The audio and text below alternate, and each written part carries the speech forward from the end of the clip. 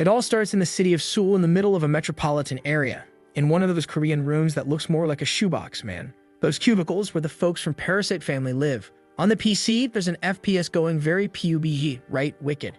And in the middle of the room is lying the victim of the lethal disease called laziness.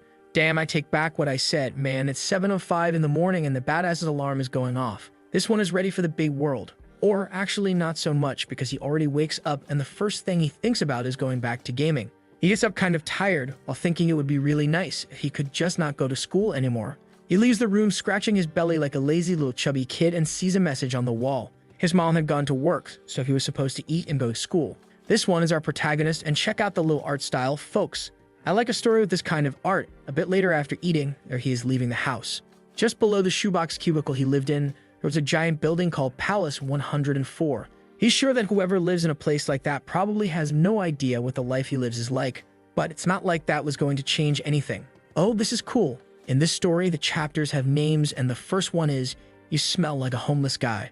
Already at the boys' school, you guys know what happens to him every day, right, man?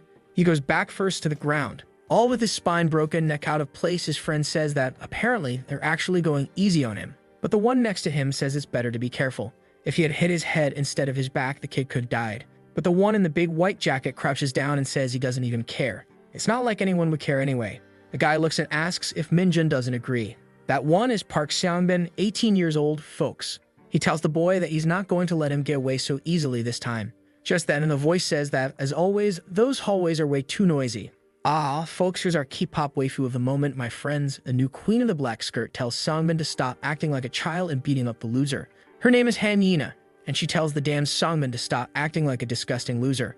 Him hitting the kids like that in the hallway was just ruining the school's vibe. The all-bent-up guy lifts up the protagonist and says he would never hit Minjun. They're great friends and we're just playing. She tells him to stop making stuff up, but Songbin says the one who actually hates Han Yina the most is Minjun. The poor guy is there, man, all crooked, fixing his glasses, sweating cold while thinking that Songbin and Han Yina are people he's known for a long time. Since elementary school, they've kind of been with him. Then Yina says Songbin must be crazy and that she'll never trust anything he says again. Last time she listened to what he said, she ended up in that basement where Minjun lives, which was scary as hell. Apparently, you've got a backstory, some kind of mess happened. And our protagonist says she lives in one of those luxury apartments that he can see from far away from his house. Her relatives own a hospital and are extremely rich. Obviously, she's been spoiled since forever. Whether on TikTok, on Instagram, the girl has countless followers. Among the popular ones, she's the popular one. When she's studying, the artist draws her a little chubbier to make her look smarter. I don't know what that's about. But in daily life and on social media, she's a dangier man. Our boy already knows she's preparing to study in the United States next year. She was the type of person considered perfect. He couldn't find a single bad trait in her. Or actually, there was one. She humiliated the poor. Oh, my little protagonist, your biggest life problem is exactly what she hates the most. Life's rough. Look at that look of disgust she gives when he's looking at the girl. We go back a long time, back in 8th grade when he had the courage to speak just once, man. All crook. He came over like, "Excuse me, are you going the same way as me?" But man, the girl turned around and asked if he hadn't taken a shower because he was kind of stinky. It would be better if he went a different way. Look at the poor guy's bulging eyes, man. In their very first conversation and in her first sentence, he already found out. The girl he had a crush on despised him. He couldn't even understand what this thing about smelling like a poor person was. Man, what the hell is this? Koreans take financial competition to level 10, man. And the poor guy still accepts the humiliation thinking that she's always smelling nice. Could it be that that's the smell of the rich? Actually, I think it's just right because she's a hot girl and her pheromones are firing up his little nose. In the classroom, they had to sit side by side. And obviously, all the time he had to hear her saying he was a perfumed boy, but not really. Even studying with her for a long time, she always humiliated him. Strangely, because of that, he kind of didn't even know exactly how he felt about her. Even now in the present, with her looking amazing, he wonders, does he really like this girl? Or is it just his loser syndrome speaking louder? It'd be ironic to develop feelings for the person who humiliated him. For real, that would be the worst. Since always he's been destroyed physically by Songbin and emotionally by Han Yina. That's why every day he has that look on his face, defeated, humiliated, ashamed of his own life and his own face. Sometime later in the school courtyard, the protagonist's friends, you can already tell they sustain a good portion of McDonald's stock. Unfortunately, folks, that right there was us back in school, man. They're talking about anime, manga, and games. Dan curse. I see myself there, look, sitting down. I'm that loser right there on the bench. But even though they're talking about a bunch of stuff, our protagonist likes the poor guy who just got wrecked again, is sitting there devastated, not saying a word. On the left, we got the guy who gets with the most girls in a whole school with his grandma glasses. Name of the legend? Boss Sunho. On the right, the landing pad head called Oh Byonjun. These two are friends with our boy, and obviously they only really talk to each other because they kinda have similar interests. But those two bastards got lucky. They ended up in a class where nobody messes with them. In a way, compared to our boy, they were pretty lucky. For real, he was the only one cursed, with a miserable life in every sense. The friends were calling out to him while he was just there suffering by himself, when suddenly he gets startled as they shout at him. They show him a picture of a very healthy dancer, wanting to know if he's going to Luma's concert. From up close, these damn pop girls look like dolls, and the nerdy friend is dying to go to her show, waving his arms and shouting her name, saying she's a goddess. But our dear Minjin just declines, saying he appreciates the invite. From that day on, he's not into any idol anymore. Oh Byonjun, though, says he can't just give up like that, man. He has to keep being a fan of at least one of the top 5 idols. But our boy just says he's heading out. The guys change their expressions, saying, "What?" The guy's acting weird. Just a few days ago, he was shouting Lumina's name, all happy. So what happened? Byonjun just says, who knows, right? He's been kind of lonely lately. Maybe it was because of that rumor that was going around a while ago. Sunho says a guy as loser-looking as that, just getting affected by a rumor, is ridiculous. But the big guy responds that they'd react the same way if it happened to them. Back in class 2 to 3, our boy sits down in his chair as lonely as always. From the first second of class, what he wants the most is for everything to just end, right there and then. He hears Sungbin and some guys talking in the background about a guy who was staring them down in the hallway, and he was already wanting to beat him up. Apparently, the guy who stared at him ran away from North Korea, and he wants to know how the hell that bastard is even here in South Korea. That's when one of them looks to the side, man. Apparently, that guy is the real deal, and judging by his face, his hand in his pocket, I'd be running. Right away, he asks who they're talking about. That must be the king of beatdowns. The guy's name? Kang Hakyul. The guy's name is literally a hack, like a cheat code. Better get out of there. But Seonbin right away says yeah, he's talking about that loser and asks if he's got a problem with it. He already grabs him by the collar, but Hakyul says to lower his voice. Seonbin says his mom is an honest worker and tries to lift the guy by the collar. But man, Kang Hakyul is just standing there staring and nothing happens. His friends come over to talk to Seonbin. Hold up, dumbass, you're about to get wrecked. The guy has hack in his name and he came from North Korea. You've lost your mind. But Seonbin is dying to get beat up. He leans in close and says the bastard came all the way from the north just to die in Seoul, so he better stay quiet. The guy walks off, and the one sweating the most from the whole situation was our boy, sitting there quietly in his corner. As always, the class was trash, the school was trash, life was trash. On the way back home, he once again tells himself that tomorrow he's not going back to that place, no way. Not going to that place anymore was the fastest shortcut to happiness. Suddenly, someone next to him calls out, "Ah man, Sangbin again? Damn, is he a clone, that bastard? He's everywhere." The jerk even says the kid showed up at the perfect time, just when he was about to go get some cigarettes. He tells our protagonist to ask the old lady up ahead to buy them for him. But then Minjin, my friends, is starting to lose his patience, and in his head, he's not going back to school anyway. In that case, he should at least curse this bastard out once. But nope, this isn't the moment our boy starts evolving yet. He only imagined yelling at him and just walked away. Even so, Salman asked why he was being ignored.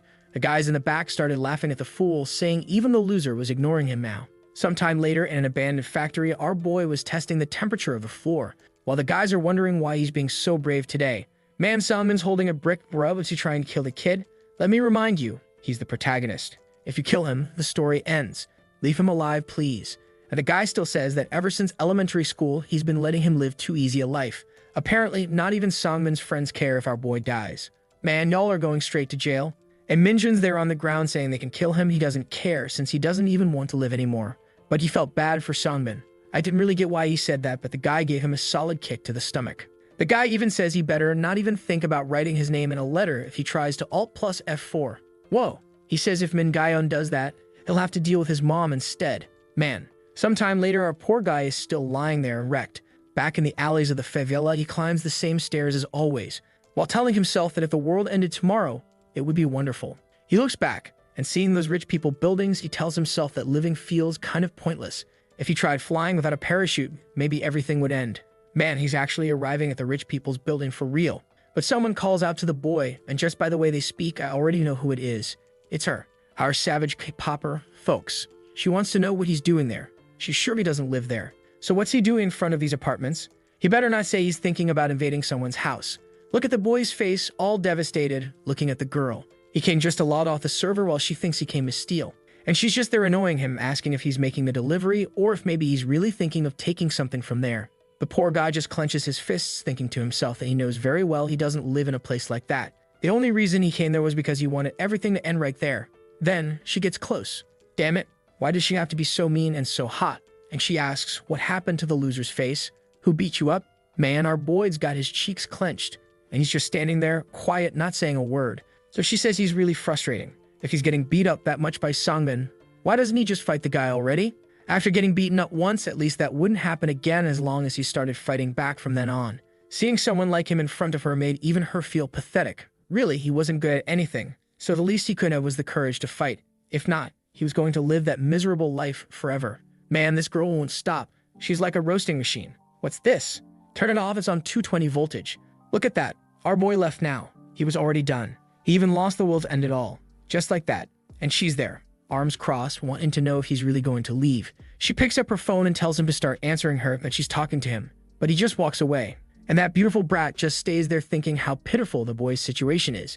Extremely cowardly and weak. For sure, she's going to say something to that damn Songbin to stop bothering him tomorrow. She's all cold and distant, but there's a little space in that heart of hers. Sometime later, back in the city alleys, there's our boy entering his shoebox.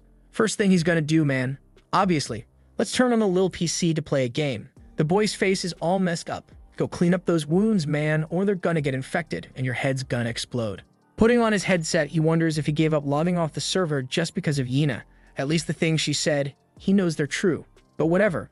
Tomorrow he's not going back to school. From now on, he's never going to see those two's faces again. But maybe starting tomorrow is a great day to start working and help his mom at home. At that moment, the friends on Discord are already telling him to hurry up and get in. They've got tons of matches to play. Time passes and it gets dark. Our guy already shut the window and apparently he spent the whole day gaming. There he is shooting, holding his M401, killing zombies in the game. One of the guys in the call then says he has to step out real quick and will be right back. Minjin thinks it's weird and tells him, stay here, at least finish the match. But the guy replies that he has to leave urgently. He's playing with his school friends and Byeonjun, the chubby one, says he's gotta go. That's when Minjin looks over and sees that it's 10 at night, man, his day's already over. But the guys in the call tell them to check the news. Things were total chaos in the world. Suddenly, someone bangs loudly on his door, which startles him. He takes off his headset, kind of confused, not understanding what's going on. Slowly, he gets up, walks down the hallway, and reaches the door, wanting to know who this crazy person is. The doorknob seemed like it was moving, and he's just standing there not getting what this person wants. He goes to the peephole to see what it is, and yeah, there really was a guy standing there, moving side to side. That one's one of the neighbors from upstairs, and the person with the shaky voice is saying for him to open the door. Minjin wonders if maybe a delivery was sent to the wrong floor again. But man, if you look at the guy's back, you can see he left a red trail behind. Minjin thinks the guy's drunk and is trying to mess with him. But he knows this dude's gonna stay banging on the door all night unless he opens. He's always annoying like that, so Minjin decides to just open up and deal with it. As soon as the door opens, he steps slightly to the side, hesitating to ask what's up. But his expression changes in an instant. The guy in front of him was completely soaked in blood. Right away, Minjin freaks out and asks if he's okay, if he wants him to call an ambulance. But man, the dude opens his mouth wide and lunges at him for a bite. Minjin manages to put his forearm under the guy's throat and asks why he's acting like a lunatic all of a sudden. But the guy doesn't stop and he yells at the bastard to answer him. Then he gives him a brutal kick to the chest and sends him flying outside, man. He already has his hand on the doorknob and slams the door shut. The guy starts banging on the door again, but Minjin braces himself with his back against it, man, his legs shaking like crazy. He's breathing hard, not understanding what the hell that was. That dude's face looked completely different. Obviously, as a smart citizen, the first thing he tries to do is call the police, but man, the apocalypse had just barely started and the phone already isn't working. Actually, it seems like it started a while ago because he's been getting emergency alerts since 9 in the morning. It's just that he spent the whole day gaming, right? Got beat up at school and ended up not seeing anything. He hears some sounds coming from that little floor window. Only in Korea, man, this stuff is wild capitalist engineering at its finest. A window at the top of the wall that opens to street level. Incredible. It rains 5 milliliters, your whole house is flooded. A genius designed that one for sure. And the first thing he sees outside is a bunch of people being devoured while others are running and screaming for help. Minjin obviously has no idea what's going on. And the old guy who was banging on his door is now out there chasing after other people too. He immediately shuts the window and starts wondering if his mom is okay. This was exactly the time she should be getting home. He starts calling, but the call isn't going through. Sometime later, night has finally fallen. He He turned off the lights and hid in the back of the room under the bedsheet. With his phone in hand, he was trying to look for news, but unfortunately, not even the internet was working anymore. He decides to turn on the TV and keep the volume low so no one hears.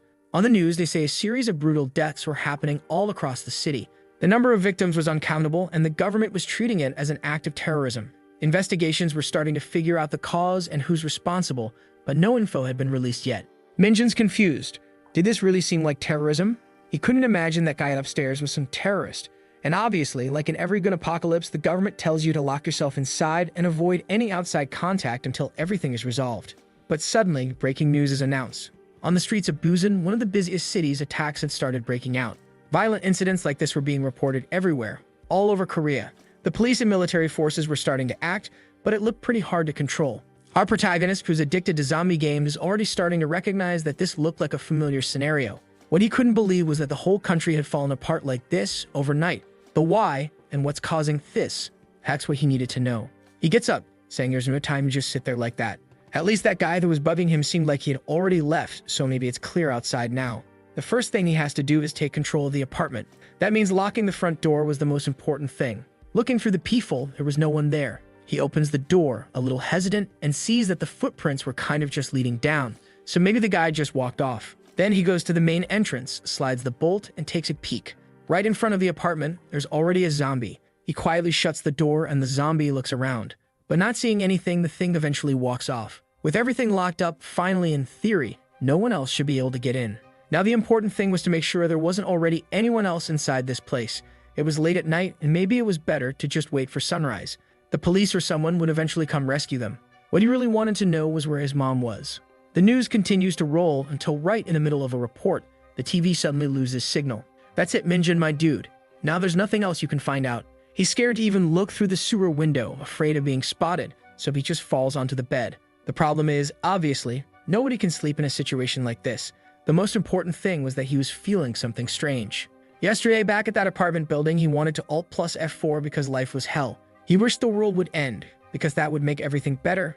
And now, it actually seemed like it was happening. But now, he was desperately trying to survive. Maybe, in a way, it wasn't even that different from what his life used to be.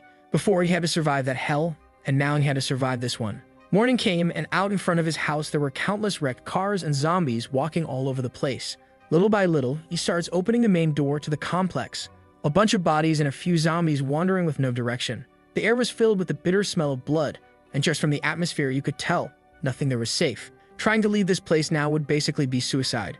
With his back to the door, he wonders what he should do. That's when he decides to start worrying about supplies. In his room, he had 4 ramyeon and 6 cup noodles. Adding up everything he had stored, it totaled about 2 weeks of survival. The sink water and the gas were still working, which was really good. If he rationed everything, and those utilities didn't cut off, he could survive without leaving for a whole month. There's no way that after a whole month, no one would show up there to rescue them. The only thing he really wanted to know was whether his mom was okay, and where she was. He couldn't call the police, couldn't call an ambulance, couldn't reach anyone. Another problem was that in this apartment complex, there were 5 homes with people still inside. Besides that old guy who had already turned into a zombie and was outside, there were still others. He knows there's an elderly couple, he wonders if they're still there. And then he remembers that there's a guy from high school who lives up on the top floor.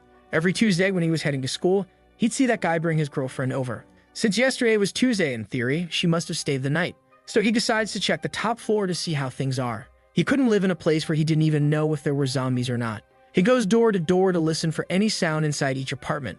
Obviously, he wants to know if there are people, but he also doesn't want to draw attention to himself. There was no sound and no one, and now only the top floor guy was left.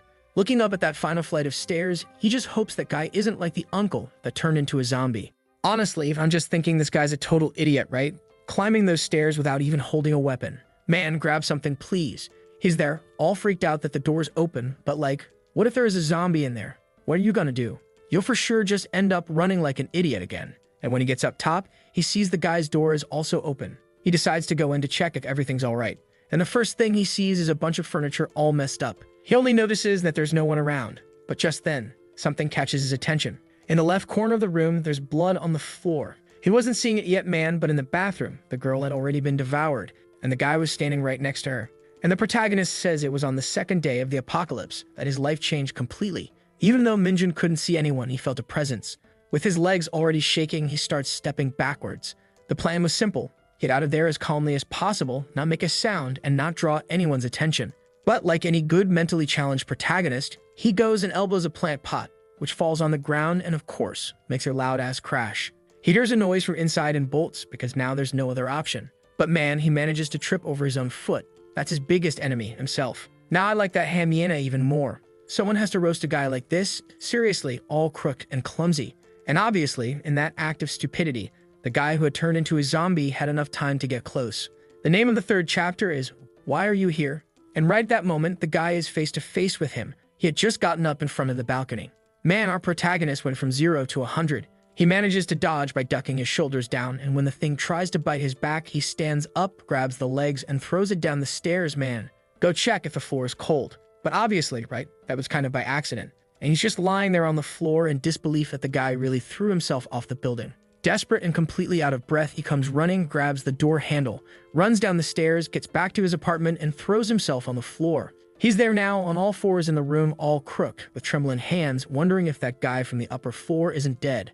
That would mean that he, in that moment, had killed someone. But he pulls himself together quickly. He tells himself no, he didn't kill anyone. This wasn't his fault. That guy attacked first, he just defended himself. Yeah, folks, this here is that kind of human protagonist you know. If you think he's suddenly going to turn into some Junwoo, awakening an SS rank system with daily missions and doing 3 push-ups to get skull, that's not happening. He's just there, man, having accidentally killed a zombie, already devastated in his room in disbelief that he might be a murderer. He spent that entire day tormented by the guilt of having taken someone's life. Even if it wasn't intentional, at the end of the day, it was his actions that caused that guy to fall off the roof. Then he gets up in the middle of the night, heads out to the stairwell, and decides to go down to the street. The guy he had attacked up there, man, was still standing. And the bastard turns around, dude with his neck and legs more twisted than pasta after 10 minutes in boiling water. Minjun's just frozen, staring in disbelief. How was that guy still alive? The all-Bennett zombie started slowly approaching. And that's when it finally clicked. This guy wasn't human anymore. Look at his expression. He's already narrowing his eyes. You're getting feisty now, huh? He apologizes to the guy, but unfortunately, he was just a zombie. That was the day when his fear of these creatures began to fade. The next day, 3 days since the apocalypse started. After a little instant ramen meal, he already knew sooner or later the power and gas were going to be cut. The question was, when? And that's why he's making sure to eat the things that require electricity to prepare first. The problem is, was it really the right move to just stay there waiting for someone to save him? Maybe it'd be worse to try doing something only once there was nothing left. Besides, since no one had shown up besides the rooftop guy, maybe there weren't any other infected so nearby. At the very least, he should go upstairs and light a fire to signal for help or something. Staring at the barricade he made, he was sure. Tomorrow, he'd have to go out. Maybe it was because just a few days ago he had been ready to give up on life, or because of what he experienced up there that day. But for some reason, he wasn't afraid of the zombies anymore. That's when suddenly his phone signal comes back for a second and gets a call from his mom. As soon as he answers, she asks where he is and if he's okay. He says he's fine, hiding out in their home, and wants to know where she is.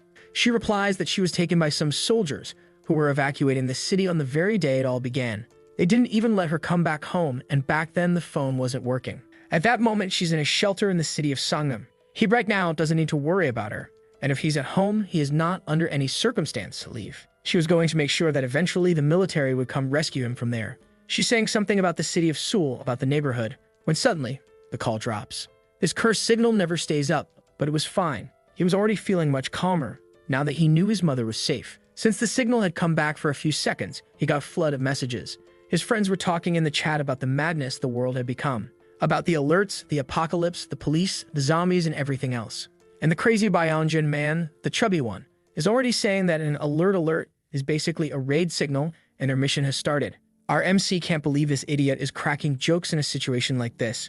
That's when it hits Minjun. Those two friends of his live really close by, so they can help each other. But he only has his mom, and since she's far away, in the end, he doesn't really have anyone. That's when he remembers the only person he knows who lives nearby, not too far. Her, the queen of K-pop with the little red lips. Out of everyone he knows at that moment, she's the one who lives the closest. That's when he remembers she even came to his house once a while ago. Now we get to see the flashback of that whole mess from the beginning. The pile of beer, ramen, and that shrimp snack that's so good. The guys are talking about Hamina, and it seems like she liked one of them and asked to be introduced to him. But he asks if she, by any chance, doesn't know he already has a girlfriend. If she doesn't know, perfect. It's just kind of weird because he thinks there's no way she'd come to a place like this. She's kind of spoiled. And Sungbin, right man? Of course he brought every gangster in the city. The guy with the tattooed arms sitting in the corner says she won't care too much about this place anyway. She's never gonna find out that this is Minjin's house, so she'll end up coming. That guy in the bottom left corner says if she shows up here, it's cause she's looking for a boyfriend. The tattooed one, whom now I realize probably is Songbin or else his identical twin, says if she comes, it'll be the perfect chance. Right then, he pulls out his phone and says she just got in touch. Looks like she really arrived. She was out there waiting. It was just a matter of going to pick her up. Our boy Minjin looks all shaken that she really came, man. He's known her for a long time and knows just how much she likes to humiliate poor guys. The damn girl shows up beautiful as ever, but look at the face of disgust she's already carrying. There's barely space for one Minjin in that room, but there's like 7 dudes desperate for a woman and the only girl on Earth just arrived. But hey, it's her, right, man? She stops at the door and says this place is kind of peculiar. The guys start telling her to come in and get comfortable, but right away, she says she's leaving. That day, what made Minjin feel the most miserable wasn't even that Songbin brought a bunch of druggies into his room. Yana said that this place was disgusting, with that cigarette smell and the sticky floor. They should have told her it was Minjin's house, because if she'd known, she wouldn't have come. Look at the face he made hearing that, man. The boy's reaction wasn't great. Now he's there like a fool, sitting on the high ground toilet. Why do Koreans build stuff like this? Who knows, man? And the poor guy's such a sucker. He's still sitting there wondering if she's safe. Since her dad is the director of a hospital, maybe he knows something about the cause of the zombie virus, right? Since, he kind of works with that stuff. What he doesn't get is why he's even worried about this damn girl in a situation like this. She must be living super safe after all. Her life is probably locked up safe and sound on the top floor of that building. That's when someone from outside shouts the name Jung Minjin. From his incredible high ground, he looks at the door, kind of confused. He's sure someone just called his name, or is he going crazy? The person's banging on the door, asking if he's there and yelling at him to open up. And while our fool's there with his eyes wide open, yeah, he definitely recognizes the voice. The most savage one of all. Yana herself crouched down, knocking on the floor window of his room. But obviously, that kind of knocking wasn't gonna go unnoticed. She looks to the side, and the zombies were coming. At least one of them was limping, so it'd take a bit to get there. She keeps banging on the window, telling him to open up. The poor girl is desperate, crying for help. And still gorgeous. Damn her. Even after all the humiliation, our protagonist still rates her a 10 out of 10. And right in that moment, Minjin opens the door and tells her to get in quick. Of course she runs in, he closes it, locks the bolt, and the zombie horde is left outside. The poor girl had come all the way from her building in a rush, and now she's collapsed on the floor, sweating. Her feet are all red. He can tell she really went through it to get there. He asks if she's okay and why she came. Then suddenly, she grabs his shirt and throws herself into his arms to cry. Man, what a sad moment. I'm actually moved by this scene. She's there, clinging tight to our boy who's asking what happened. Chapter 4. Hanyena and the basement. After a moment of silence, he asks again if she's okay. That's when she finally lets go of his shirt. And damn it. Yo, artist, why'd you throw a bucket of water on her like that? Not to mention he used like 78 different skin tones just to, let's say, accentuate the curves. And looking absolutely stunning. She thanks Minjin for opening the door. If it weren't for him, she definitely would have died. He's all red now, right, man? All awkward. He just says that it's good to hear that, thank you. He's just glad she's safe now. She then looks to the side. Seeing everything he's barricaded, she asks if he's alone. He replies that yeah, his mom left for work 3 days ago and never came back. But luckily, he managed to talk to her and found out she's okay. Looks like she ran into some soldiers and was evacuated to a safe place. She says at least that's some good news. Our boy then wants to know how her parents are doing. She replies that her dad seems to be stuck at the hospital, but is safe. When she goes to talk about her mom, she hesitates for a second, but then says yes, she's fine too. Right then, she asks if he has some water because it's been a long time since she had anything to drink properly. She was surprised that his house still had electricity. Some time passes, she's gotten good and hydrated. And the artist man, as always, cooked, right? Ah, you sly dog. From the angles, we're starting to understand a bit about the pencil master's preferences. Minjin's startled at how much water she's drinking. Not to mention, hey, they need to ration it. If a supply gets cut, he's screwed. But he decides not to say much right now. She just ran for her life, so it's fine. Then he asks if she came all the way from her house to here. Or actually, he wants to know why she came from her place to his. She then says she's been hiding this whole time, ever since the day she saw him standing in front of her building. When she got home, some stuff happened and she decided to leave. She was walking through the city streets when suddenly she heard a scream. When she looked ahead, a bunch of people were running toward her, panicked. She didn't even know what they were running from, but she obeyed and ran too. Sometime later, she was hiding in the stairwell of some apartment complex. She kept waiting for a chance to get out of there or for someone to save her, but no one came, and so she just stayed. He asks if she stayed in a stairwell for 3 days. She then says that at the bottom of the stairs there was this tiny little room, kind of like an office, and that's where she stayed. At least there was a small water bottle, and that's how she survived. But on the third day, she was already at her limit, starving and dehydrated. That's when she decided she had to leave. Since it was less than a kilometer from her place, she thought the best option was to run and try to make it. Maybe she'd run into a police officer or something that could save her. But as soon as she turned the corner, there was a bunch more zombies. And of course, that was exactly the street she needed to take. So she kept going, trying to get closer to her house, but kind of avoiding zombies. That's when she remembered. This was Minjun's neighborhood. The problem was, once again, the way to her house was blocked. That's when she started trying to remember exactly where his house was. And she remembered, right then. She was sure that he went home 3 days ago. If he hadn't gone out and died like an idiot, he'd still be inside. Man, she was brave, crouching down, sneaking past zombies. Minjun says he's impressed that she had the courage and skill to get all the way there. Yeah, way better than you, right? You saw a zombie and tripped over yourself and almost died. She's there, eyes closed, looking gorgeous, saying at least she's relieved he really was at home. Then she says her hair is all gross and she's all sweaty. If there's still water in the house, she'd like to take a shower. Man, our boy's a peculiar one. He's straight up staring at her armpits. He even roasts her a little, saying her armpits are really soaked. If she wanted, he could lend her some of his clothes. The poor girl's turning a little red, right? Not exactly the kind of comment you make. And the punishment she gives him, one a lot of people would probably want. The poor guy gets stomped out. She says he really is an idiot, and it's no wonder he deserves to get hit. Then she just walks off, saying if there's water here, she's going to take a shower. All he can say is, okay, what else can you say? And that's when it starts to hit him. Suddenly, his whole situation changed. Now the question is, what's he going to do? Before she showed up, the plan was to go out and scavenge for supplies. But now you feel kind of bad about leaving her behind. Problem is, there's only enough food in that house for 1 month. With 2 people, that obviously gets cut in half. It really was a desperate situation. But at the same time, he can't stop thinking. The legendary Hamina is showering in my house while the world is ending. He remembers back at school, man, when he'd run into her, and she'd always make a face and wouldn't even look him in the eye. Now there she is, suddenly opening the door, asking him to lend her some clothes because she's been wearing the same ones for days. All awkward, he asks if she wants pajamas or if she wants shorts. She just tells him to give her anything. When he hands them over, she sniffs them, and our boy's all red. She says, obviously this stuff stinks like hell, and asks if he doesn't have anything else. He says he's got more, sure, but they all smell like that. She puts the clothes on and says the smell of those rags is almost unbearable. But fine, she wear it until her stuff dries. Minjun, all crooked and nervous, says he washed them recently. To which she replies that must be what happens to clothes when you live in a place like this. Then she leaves, saying there's not much to do anyway. Our protagonist is just sitting there in disbelief, asking himself if she really has some kind of personality issue. It didn't make any sense. In a situation like this, and she's worried about smell, time passes, night falls. Her clothes are still laid out to dry, and they've eaten some ramyeon. She then asks what they're going to do. It looks like no rescue is coming. She says that before she got there, her plan was to go somewhere else. But now she says that's insanity. They still have food, so why take the risk? She nearly died several times just to get there. So if he's thinking of going outside, she's not going. Kind of awkward, he says he understands. He's not saying they have to go, he's just saying that was the plan before she showed up. Now that she's there, they can stay together and wait for rescue. But the bipolar lunatic suddenly asks, so what are we going to do when we run out of food? The poor guy's sitting there like, damn, what do you even want from life? Then he says the only way they might last longer would be breaking into the nearby homes and looking for resources. But there's no way to know whether the houses or apartments might have infected people inside. On top of that, the screaming in the area is getting quieter, which means fewer and fewer people are alive. When they run out of food, there's no choice. They'll have to go out. But then he gets up and says, no way, we can't just stay in here. He says he understands it's dangerous, but they can't just stay put forever either. They're going to run out of food. That's inevitable.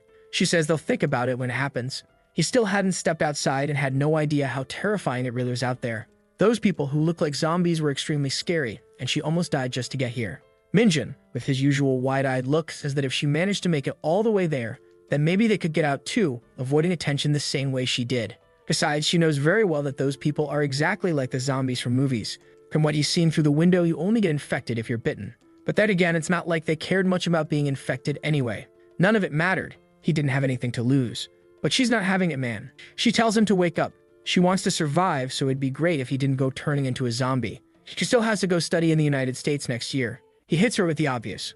Well then, don't get bitten, right? Not to mention, what he's been noticing is that depending on the condition of the zombie, they end up walking slower. Obviously, the ones with broken legs can't run, so they're easy to avoid. Not to mention their running speed is slower than a normal human running, which means they can be dodged entirely. He asks if she ever played tag as a kid, and says it's basically the same thing. If you see it that way, it's way less scary. She just makes a face and says he's lost his mind, calling this the same as playing tag. The Pencil King strikes again. She lies down and says she's going to try to sleep a bit, asks if he's got some blankets. He says yeah and sets up the perfect bed, one mattress next to the other. The absolute legend. But obviously she wasn't having it right, man. She asks if he's crazy, thinking he's going to sleep glued up against her like that. She immediately points to the other room and tells him to sleep there. All awkward, he tells her to remember, this is his house. There's no way he's sleeping in front of the bathroom door. She changes her expression and says, all right, I get it. I'm the uninvited guest who must have gone crazy for a second. She says she'll sleep over there and he can keep the comfy bed.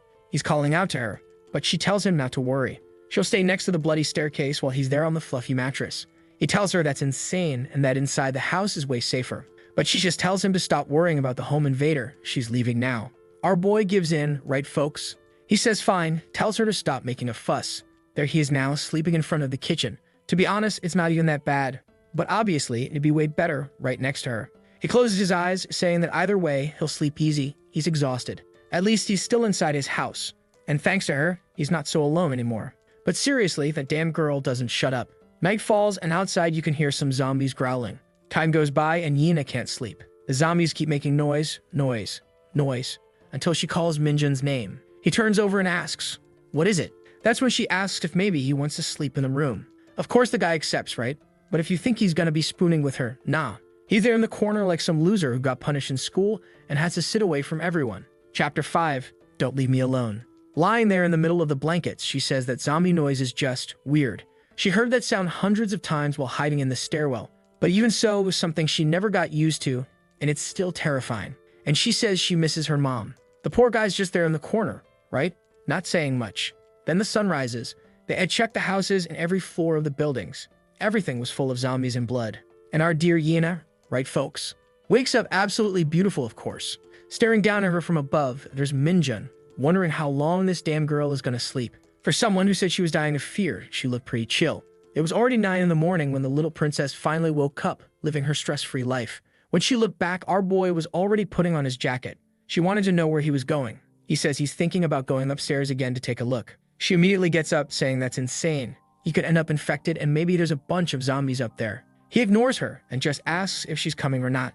Cause obviously, she answers no. And with that, he closes the door and starts climbing the stairs.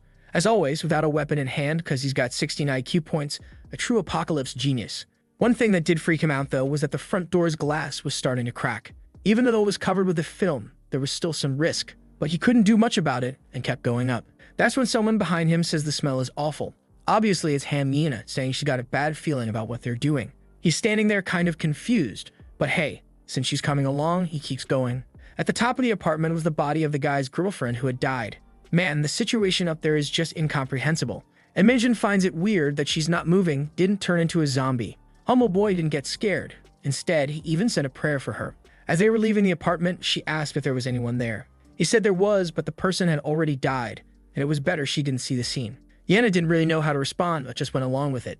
Now both of them are thinking about lighting a fire. The problem is you can't keep the fire going all the time. And if they wait to light it until they see a helicopter, maybe the smoke won't go up fast enough. She decides to start yelling, calling out to the neighbors to see if anyone's on the upper floors. But he tells her to lower her voice, saying she's only going to draw more and more zombies their way. The glass at the entrance was already cracking, so that definitely wasn't a good idea. With not much of a choice, the two of them kept on surviving alone in that place. Some time later, she randomly asks what his MBTI is. From what I looked up, that's a personality test. He says he never took it. She says he's the first person she's ever met who hasn't taken it. Probably doesn't even have Instagram. And if he does, he must have less than 50 followers. He says yeah, without really caring much. She then wants to know what his hobbies are, what he does with his life. When he says he's a gamer, she wants to know what kind of games. He says he's been playing this zombie killing game lately called Rage ZZ. She laughs and says that's hilarious. Like he was playing a zombie game and the world ended exactly like that. She then says she's sure that if he took the test, he'd be an introvert for sure. Someone who doesn't go out, always eats alone at school, and likes those types of games. No way he's extroverted. She asks if he's spontaneous or reactive, and our boy is just sitting there thinking this damn girl talks way too much. They could die any moment if the zombies break in. And there she is, wanting to talk about this nonsense. She's there asking about the MBTI again while he's half answering, saying he doesn't know much about it. But really, he's just thinking that before all of this started, she wouldn't even look him in the eye. And now he's the only person she has to talk to. And man, the Queen of the Stomp strikes again. While he's thinking, this is crazy, he's alone with the girl he's always kind of had a crush on. Maybe that was a good thing. And the cursed girl won't stop hitting him. How can someone be this cruel? She's there pounding on his chest, telling him to answer. While he can only wonder if any of this really even matters anyway. At any moment they could die, and if one of them ended up on the ground tomorrow, it wouldn't be a surprise. That's when she kicks him, telling him to stop ignoring her. He apologizes, saying he was just lost in thought. Time goes by, and the two of them are like us, folks, reading a little manhwa. A few days had already passed, and yeah, the apocalypse was starving everyone. But somehow, some people just don't lose weight. The girl's still looking perfectly well-nourished. And with those little red lips, she asks if the poor guy's already finished doing the laundry. There he is, man, fuming, already tempted to leave this damn girl behind and run off. Why? Out of nowhere, in the middle of an apocalypse, did he become this cursed girl's house slave? She should be the one washing her own clothes. But poor Minjin can't express himself properly, and there's not much he can say to go against her. Electricity had finally gone out, so no machines were working anymore. At least the water was still running. But the food, yeah, it was getting to a concerning level. Already with his backpack on, he tells Ham Yina that he's heading out. I thought she blocked the boy, but nah. She just says, okay, but be back in 30 minutes max. If he's not back in half an hour, she says she's going to kill him herself. He says, all right then. Outside, the glass was still holding. He steps out hesitantly and closes the door. Over the past few days, he's been patrolling the paths he knows are safe, and he's been using the opportunity to observe and study the infected. They really do act exactly like zombies attacking living people, but they don't attack the dead or the already infected. Their vision seems to be generally poor. At about 50 to 100 meters, they can't really see you. On the other hand, they're extremely sensitive to sound, so you've got to keep noise to a minimum. During the day, for some weird reason, the number of zombies is 3 times lower. It's like the others run for the shadows or just somehow don't like daylight. That's why he always avoids going out at night. He crouches and watches a few of them while thinking about their traits. One thing that really catches his attention. These zombies are exactly like the ones in that game. He wonders if that has anything to do with this. Either way, all this was just the beginning. With the world like this, it was only a matter of time before everything would end. Back in the apartment a while later, Yena had already finished reading all the manhwa and now was starting to get bored. The problem? Dan Minjun was taking forever. The past few days, he's been disobeying her too much. So she's going to have to make sure he gets a little lesson. She looks up because, once again, she hears the sound of a helicopter. But unfortunately, that didn't matter. We see that when the helicopter flew over the building, they managed to light a fire and send up a lot of smoke, but were completely ignored. Night kept approaching, time passing. And there she was, biting her nails in worry, wondering why that damn Minjun wasn't back yet. She starts pacing in circles, saying it's already been over an hour since he left. Something must have happened. Maybe he'd even been infected. At the very least, she's sure that the moment he steps back in the door, she's going to beat that boy up. He must be spoiled and only listens when he gets hit. Next time he tries to go out, she's gonna break his legs to make sure it doesn't happen again. But man, the sun's already going down. Her energy for complaining is running out as she's there devastated, already starting to cry and begging that he's not dead. The sun was setting, and she remembers that he warned her. That's when more and more zombies would show up. She's curled up in a corner, begging him to come back as soon as possible, telling herself, please, don't let me be alone. And then suddenly, she hears a sound and looks to the side. It was our boy coming in, telling her to take a look. But then his expression suddenly changes. And there she goes looking all pouty because our boy took way too long. She says the bastard's been late for hours and asks if he's got a death wish. She's already winding up to punch him, saying he needs his head straightened out. But then he hands her a flyer, stating the helicopters that had been flying overhead were dropping these. He saw it falling from far away and well, it took him a while to get to the place and pick it up. Now her expression completely changes. She's in shock for a second and asks what the hell this is. Chapter 6. Time to leave. The banner said that the Gundu region would go into quarantine, and that all survivors should evacuate before 6 p.m. on the 10th. The problem, man, is that's tomorrow. How are they supposed to get out of this whole place that fast? He tells her to look on the back of the flyer where it lists the danger levels for each region. Their current area is marked as cautious, but Yanjong, which is nearby, is listed as safe. The only issue? The surrounding areas are all marked as extremely dangerous, which means this place is also going to get worse very soon. Standing still here waiting for help is the worst possible choice. Poor girl doesn't even know how they're supposed to escape this place all of a sudden. And also, what even is this quarantine thing? What are they going to do? Minjin is just thinking that even though their region is marked as low risk, there are still infected everywhere. He doesn't even want to imagine what those high-risk zones must be like. But he has no choice but to believe the flyer. If the northern areas are completely overrun, maybe heading south is their best shot. The only option, it seems, is to cross the Jihan River. And since the two main crossing points are listed as extremely dangerous, they'll have to take the eastern route.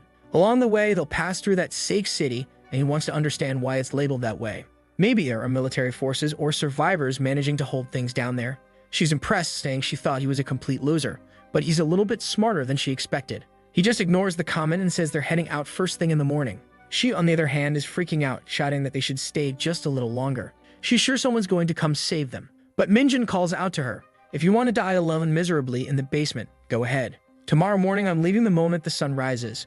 Damn, the poor girl got roasted. She puts a hand over her face and says she gets it. At the very least, they should gather whatever food is left and pack their bags. The sun rose the next day and the two were ready to leave. As they were walking out the door, Minjin turned and asked if she was sure she didn't want to check the hospital where her dad worked. If he was okay and working there, they could stop by. But she changes her expression and then says it's fine. It's better if they go right away. Her dad had already said he got her mom to a safe place, so she's sure they're okay. But of course, Minjin found those answers a bit odd. Already outside, the two were sneaking through alleyways. Our gentleman was walking ahead, giving her a thumbs up when it was safe to follow. Even though there were a lot of zombies around, they just had to move in total silence and stay unseen. In the middle of the city, buses were stopped everywhere, with blood smeared across their sides. Walking along the sidewalk, though, they were both surprised. This was way easier than they expected. Even Yina comments that maybe things weren't even that bad when she ran away the first time. Maybe she was just super tense. He explains that this is only happening because they're walking right where the sunlight is strongest. And the cursed girl is just like Donkey from Shrek, asking every 5 seconds if they're there yet. He keeps replying, "Nope, no, still no." And then she asks him to wait a bit. Her legs are hurting, and she wants to rest for 5 minutes. But our boy, man, just keeps walking. Says, "Yeah, sure, take 5 minutes, and while you're at it, make a little coffee." She curses at him, calls him a bastard, and says that when they finally get somewhere safe again, he's going to pay for all of this. Some more time passes, and there she is again, wanting to know how long until they get to Yanjiang. He says, "We're almost there." And she snaps back, saying he's already said that several times. As he kept walking, listening to her complaints, he gradually became more alert, more sensitive to danger. Until finally, after a few more minutes of walking, they come face to face with a barricade. Now it made sense why this region was safer than the others. She suddenly looked excited, saying that at least, yeah, here there probably aren't that many zombies. Maybe there were even some survivors. He starts climbing over to the other side, telling her to hurry up. She looks around and says this place already seems better. Doesn't look like there are many infected. She's telling him to look and asking if they can rest there for a bit. But he just tells her to come on already, saying they're sure on time. She starts complaining about her foot, but he tells her to stop exaggerating and climb up already. There she is, hand on her hip, looking furious. 2 minutes later, they're both on the other side, face to face. And out of nowhere, she starts crying. She was finally feeling a bit safer. Minjin stands there, not really getting what's going on. Then she apologizes. His expression changes, but not because of the apology. It's because right behind her, a horde of zombies was coming. When he tells her to look, they both see the creatures. He immediately grabs her arm and starts running. They move through the side street while she's asking why there are zombies here if this was supposed to be the safe neighborhood. That's when, right in the middle of the escape, a guy pulls a piece of furniture aside in front of them and calls out, telling them to get in quick. As soon as both of them pass through, Minjin goes to help the guy push the furniture back in place, and the man tells her to keep running. They count to 3, right as they're about to push the furniture into place. A zombie arrives and blocks it. Minjin calls out to the man, telling him to watch out, but the furniture falls right on top of the zombie. The guy takes off running, yelling for everyone to get out of there. Minjin turns to Yina and yells for her to run, and the two of them keep going through the alley. Up ahead, there's a pile of furniture blocking the street. It's at least 2 or 3 meters high. He says that unfortunately they're going to have to jump over it, but when they land on the other side, she twists her ankle. Minjin can't believe this is happening right now. And the problem is, right then, he hears something. To the left, some zombies are closing in. Now there's no way to run. Her ankle's messed up, and he remembers what she said.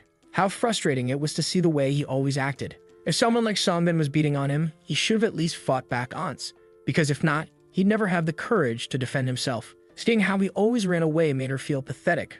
And now, our boy finally pulls out a weapon, man. And the queen of K-pop is sitting there, in disbelief, asking what the hell he thinks he's doing. And standing face to face with the zombies, he says, "I'm gonna like..." And do you remember that last chapter ended with the protagonist running away with Han Yena? That bitch, that damn woman who's always humiliating our protagonist, who also deserves to be humiliated. That bastard. They were about to be surrounded by zombies on 2 sides when he pulled out a knife and said, "If this is where I died."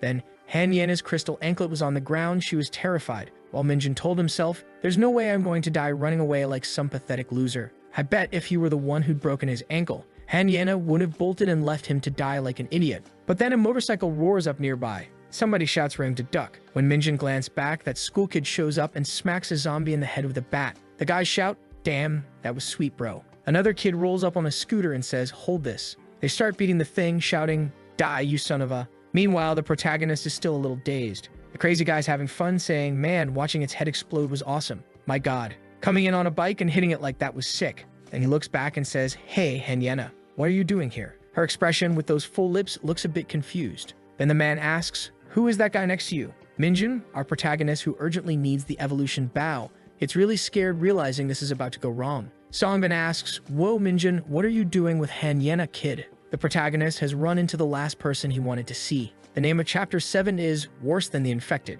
Songbin sees the knife. "Whoa, what are you gonna do with that? Don't tell me you plan to fight with a knife. I thought you were the biggest coward, but looks like I was wrong. Now tell me, how did you two meet?" This pair is random. I never imagined seeing a couple like this. Hanyana God abandoned our protagonist, saying, "Honestly, if it weren't for you guys, I would died." Songbin, "My god, I saved your life, Hanyana. Where are you headed? Come with us. We've got a base, lots of allies, you know, lots of survivors. The place is safe, come on." Hanyana looks unsure, but the guys are saying there are adults too, that the place is very safe. This here is the villain's story. This is how you break a man's mind. Songbin says, "Go on, Hanyana, get on my bike." She thanks him, but he notices she's hesitating. Suddenly, Songbin turns and says, "Wait, should we even take her?" The man laughs and she looks a bit confused. Then he turns back, says it's nothing, and tells her to get on already. At that moment, she remembers the brown noser, the idiot, and asks, "But what about Minjin? How are we going to take him?" Songbin seems unsure and his friends say, "I don't know, leave him. That loser will only slow everyone down and we gotta save food." Hanyana is hesitating. "So Hanyana, what are you gonna do? Will you protect the boy, you bastard who deserves a punch in the mouth? I let the wrong thoughts invade my head, but she was humiliating my protagonist. Don't do that." Songbin says, "Let's take him too. It's not like it's bad to have one more person." "Wow, but you're deciding for the kid," because he turns and says, "Forget it. I'm not coming." Songbin is baffled and Minjin just replies, "I'll manage on my own because I have somewhere to go." Wow. Now she's like, "Wow, Jum Minjin." She didn't expect the boy to be confident enough to leave her behind, idiot. But life isn't easy and Songbin tells him to stay put. "Hey, you trying to ignore me? You forget the last time you ignored me? You trying to die? This place has turned into hell. I'll kill you right now and nobody will care." Minjin stops there and glances back. At that moment, he reminds me of Faker from League of Legends. Songbin says, "That's right, loser. You better stand still and obey." Hanyana answers, "Cut it out. Songbin, are you crazy? You trying to kill Minjin? Not to mention you beat him last time, right? You guys really haven't changed at all." Then we see a flashback of Songbin saying, "Bong Yu, if she comes here, don't you think it's the perfect chance for us to do that thing?" His friend says he saw her on Instagram, but is she really that pretty in person too? Songbin says yes, but the friend wants to know why he's messing with her and mentions some other guy who did something to her, though it's hard to understand because some words are garbled. Minjin stays silent while Songbin starts smiling at Hanyana and apologizes, saying he's been acting a little too wild. My god, I think Minjin knows something about whatever they want to do to Hanyana. And what does he say? "Songbin, I'm sorry. I'll go with you guys. You know how when you're starving food tastes better? It's like that for me watching Minjin act like such filthy trash, a terrible, worst ever protagonist, but hoping that when he gets confident it'll be worth it.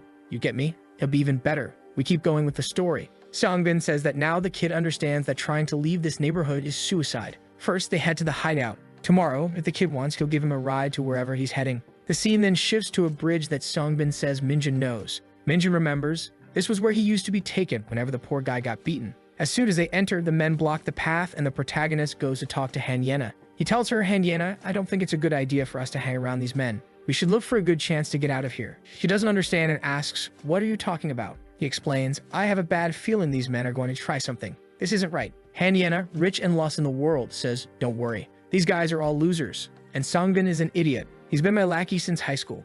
If he tries anything against you, I'll cover you. Besides, they said there are other survivors and adults here." Minjin replies, "Are you really stupid enough to believe this man 100%? You might know them from school as classmates, but I know who they are better than anyone. It's ridiculous to think Songbin is just that classmate you see." Hanyana looks a little scared. Then she calls the man over and says, "So, we're here, right? We're thinking of heading back. I heard my relatives are in a warehouse in Sulpyeong City. I plan to go there. If we don't leave today, it'll be too late, so we're going now." Songbin stops her, "But where are you going? Is there a base in Sulpyeong?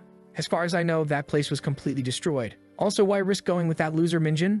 But whatever. If you want to go, rest here tonight, and in the morning we'll go." Hanyana, full lips, as pretty as she is dumb, is surprised and says it's urgent. So they're leaving now. She calls Minjin and says, "We're leaving. Then wow, the man slams the bat down in front of them. Songbin tells Han Yana, I told you, you go with us tomorrow.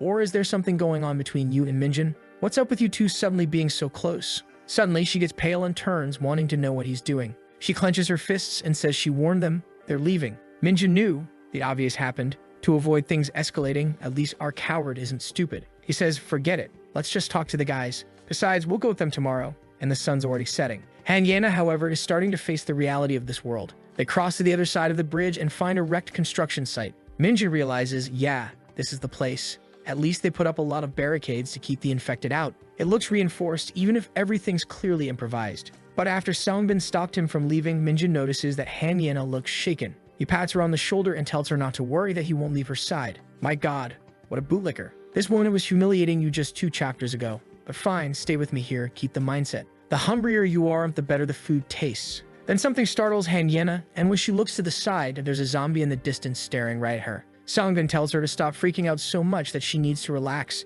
There's no way those zombies will get through here. But Minjin finds it strange, quite the opposite. It looks like the whole place could collapse any moment. Their base is completely surrounded by zombies on all sides. The protagonist thinks it's madness. Who builds a base in a place like this? And Songbin says all they need to do is climb the stairs and they'll reach the base. Minjin realizes that's how they're keeping the infected from getting in. They head up to the 2nd floor while Songbin calls out to Heijin, saying he brought people with him. In the background, there's a fat guy saying, what's this? New visitors? Songbin answers, yeah, they're from my class. You've heard of her, right? It's Han Yana. The fat man immediately lights up. Han Yana, nice to meet you. Name's Moonhead. Bong Yu. 19 years old. I run several businesses around here. So why didn't you accept my friend request on Instagram? Yeah. Han Yana, you'll miss the day you were in that room with Minjin. Feeling uncomfortable, she says she didn't notice and wonders who this pig-headed guy is. Bong Yu stands up, telling her to relax, that this place is really safe. She says she understands, but she's heard that the Gangnuk region is about to be sealed off, so staying here is risky. Bong Yu replies that she's late. Roads have already been blocked, and her only chance of surviving now is to wait for rescue. But it's fine, they've got everything they need. Some tables, a place to cook, gas, everything well barricaded. Minjin is surprised these men actually managed to organize themselves this well. But he notices a group in a corner who don't seem too happy.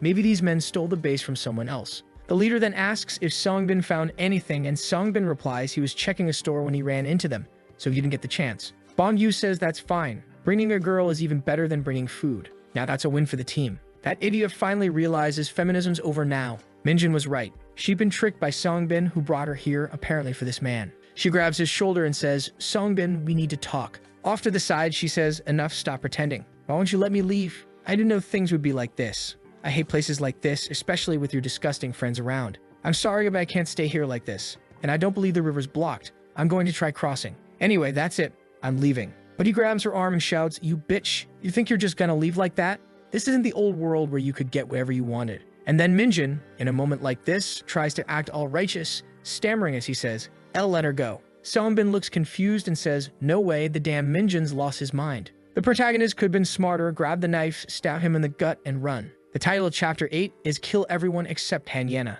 Then Songbin asks the protagonist, what are you gonna do if I don't stop? You gonna attack me with that knife or something? He should, but that's not what happens. The guy keeps swearing, demanding to know why Minjin froze. Go on, pull that knife, coward. Then Bong Yu shows up. What's going on? Songbin explains, nothing. Han Yana just thinks this place is a little bad since it's open air. There's nowhere proper to sleep. The fat man says, don't worry, she'll sleep inside the tent. Songbin adds, that's right, but Minjin's got a knife and doesn't want to hand it over. Right away the men shout, you dumb bastard, give it up. You out of your mind? You want to die? The worst thing for Minjin would be losing his weapon, but there's no way he can take on 5 guys at once, so handing it over is his only option. One guy with weird hair says he better learn to listen. Bong Yu is the boss and Songbin's his second. That was the first warning. The second one means death. At that point, Bong Yu throws an arm over Han Yana and says she must be exhausted. How about some rest in the tent? But she's startled, poor thing. The fat man looks surprised that she flinched and asks if she really reacted like that. She apologizes, stating she was just caught off guard, she's on edge. He tells her to take a look at the tent.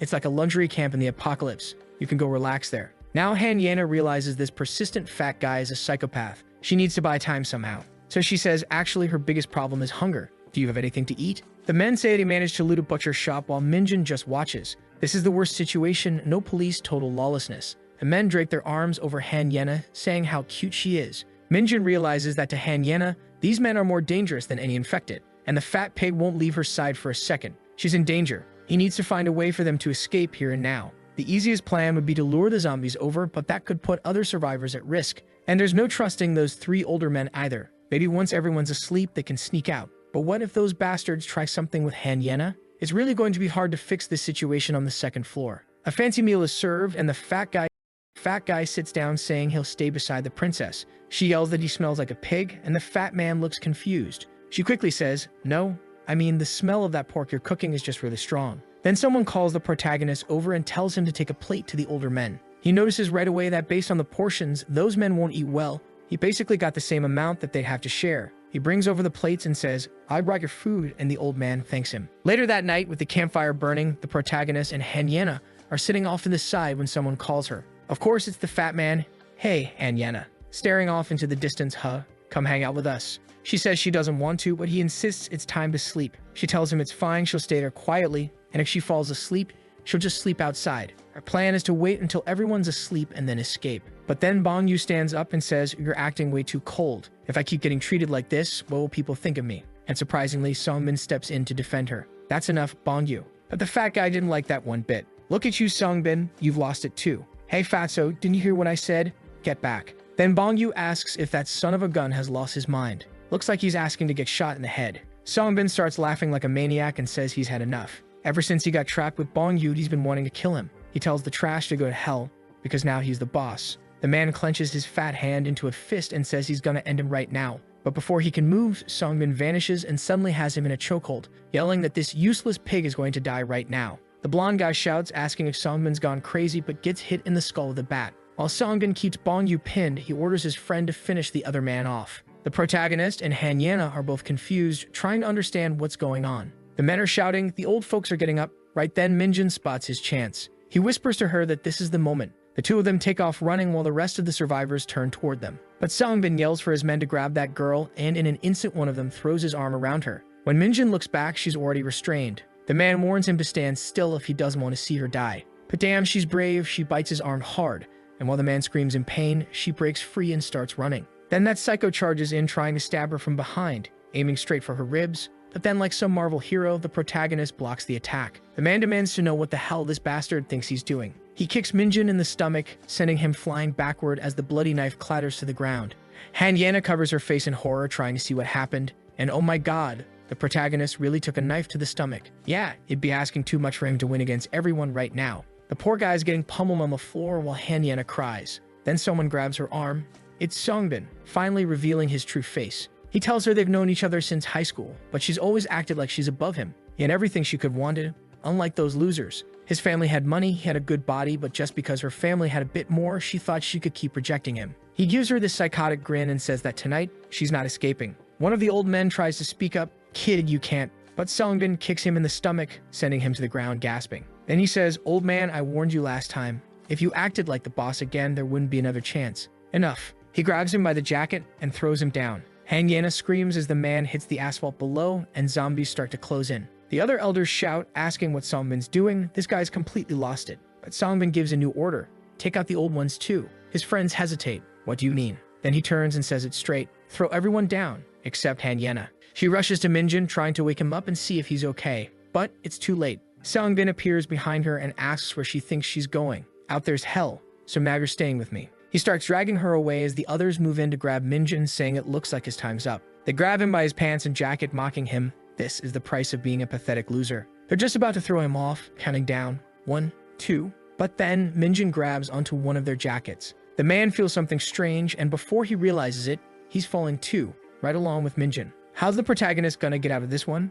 I have no clue. But Songbin turns around, startled, hearing his friends scream. Another guy in a white jacket is shouting Sun Yin's name, while Songbin demands to know how that idiot managed to pull something like this off. Down below, someone's screaming beside them as Sun Yin struggles to his feet, groaning in pain.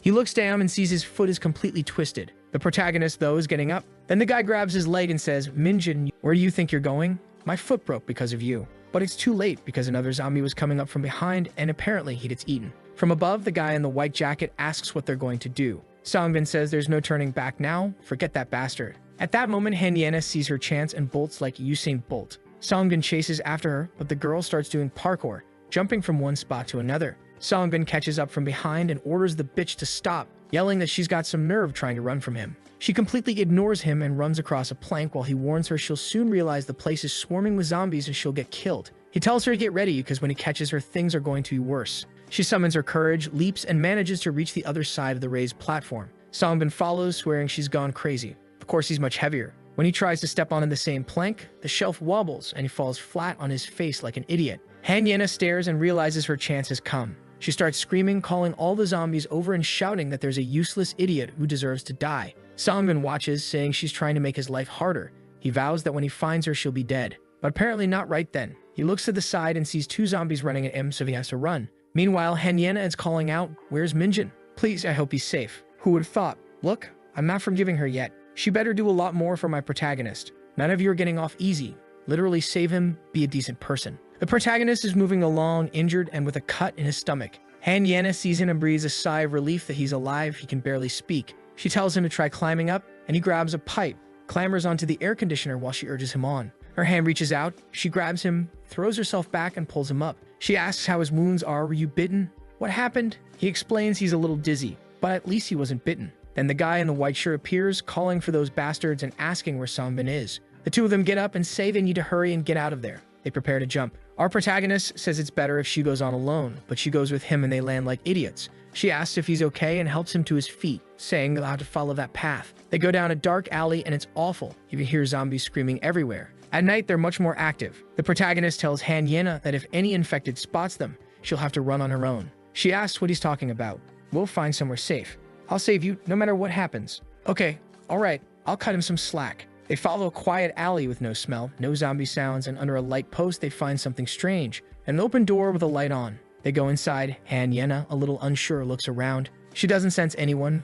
There really seems to be no one there. She sets Minjin down in the middle of the room and drops him like the trash he is. She asks if he's okay and tells him to recover. Don't give me those tears. You're the one who put my protagonist Minjin in this mess. Still, she admits she was wrong. If it hadn't been for her, he might have stayed in his house. She's the one who drew the infected to them and put them in danger. Besides that, it was also because of her that they ended up in that place, and now they're stuck there. She admits it was her fault too, that he used to suffer back in school. She's begging him to recover, but suddenly she hears a noise behind her. When she turns around, a shadow is approaching. She wonders who's coming closer. Step by step, it looks like a man carrying a big backpack, just like the ones from PUBG, and in fact, it's one of the old men. Startled, he says, "What? A human?" Someone in the back replies, "Damn, that scared me." Then the man asks, "Wait, aren't you the same people from before?" And that's when we realize at that moment, they were the ones running down the street earlier, and that old man had helped them. The man is surprised, saying, "Wow, you two actually made it out alive." Han Yena says it's good to see that they're safe too, but they wanted to know if the boy's hurt or bleeding. It's better to reveal right away if he was bitten or infected so they don't take any risks. She quickly explains that it's not that.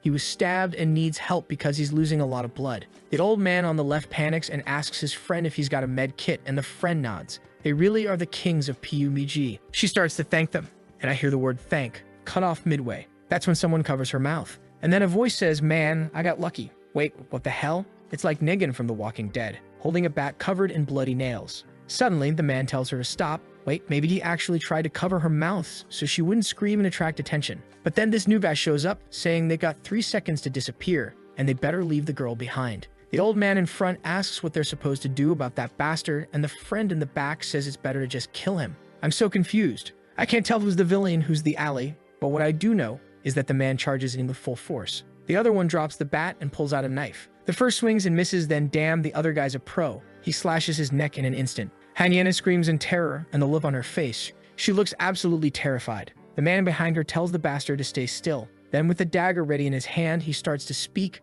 but before he can finish, a knife goes straight into his head. And look who it is, Kang Hakyul. You remember him, right? The man from North Korea from the beginning. No way. It can't be that this guy's a scumbag too. I still remember making that joke about his name. Hakyul, like he's got hacks. Sometime later, in another room, there are med kits on the table, and it looks like they managed to patch up our protagonist. Hakyul says he'll be fine. It seems like he passed out more from the trauma and shock than from blood loss, so he just needs some rest. Han Yena thanks him but asks how he got so good at fighting, and how he knew how to stitch the boy up so well. He says he picked up a few things here and there, clearly hiding the full story. She says it doesn't make sense. He's way too skilled for someone who just learned by chance. He ignores the question and says what really matters is that he wants to know, what are you two doing here? You must know this is one of the most dangerous districts, right? Han Yena answers, yeah, we saw all those posters the helicopter dropped. One of the safe zones was in Yongshin, so that's where we're heading. But we got captured by Songbin's gang. Hachiel asks if she means that Songbin from the abandoned construction site. She's surprised he knows about it. She explains, we were running from that place.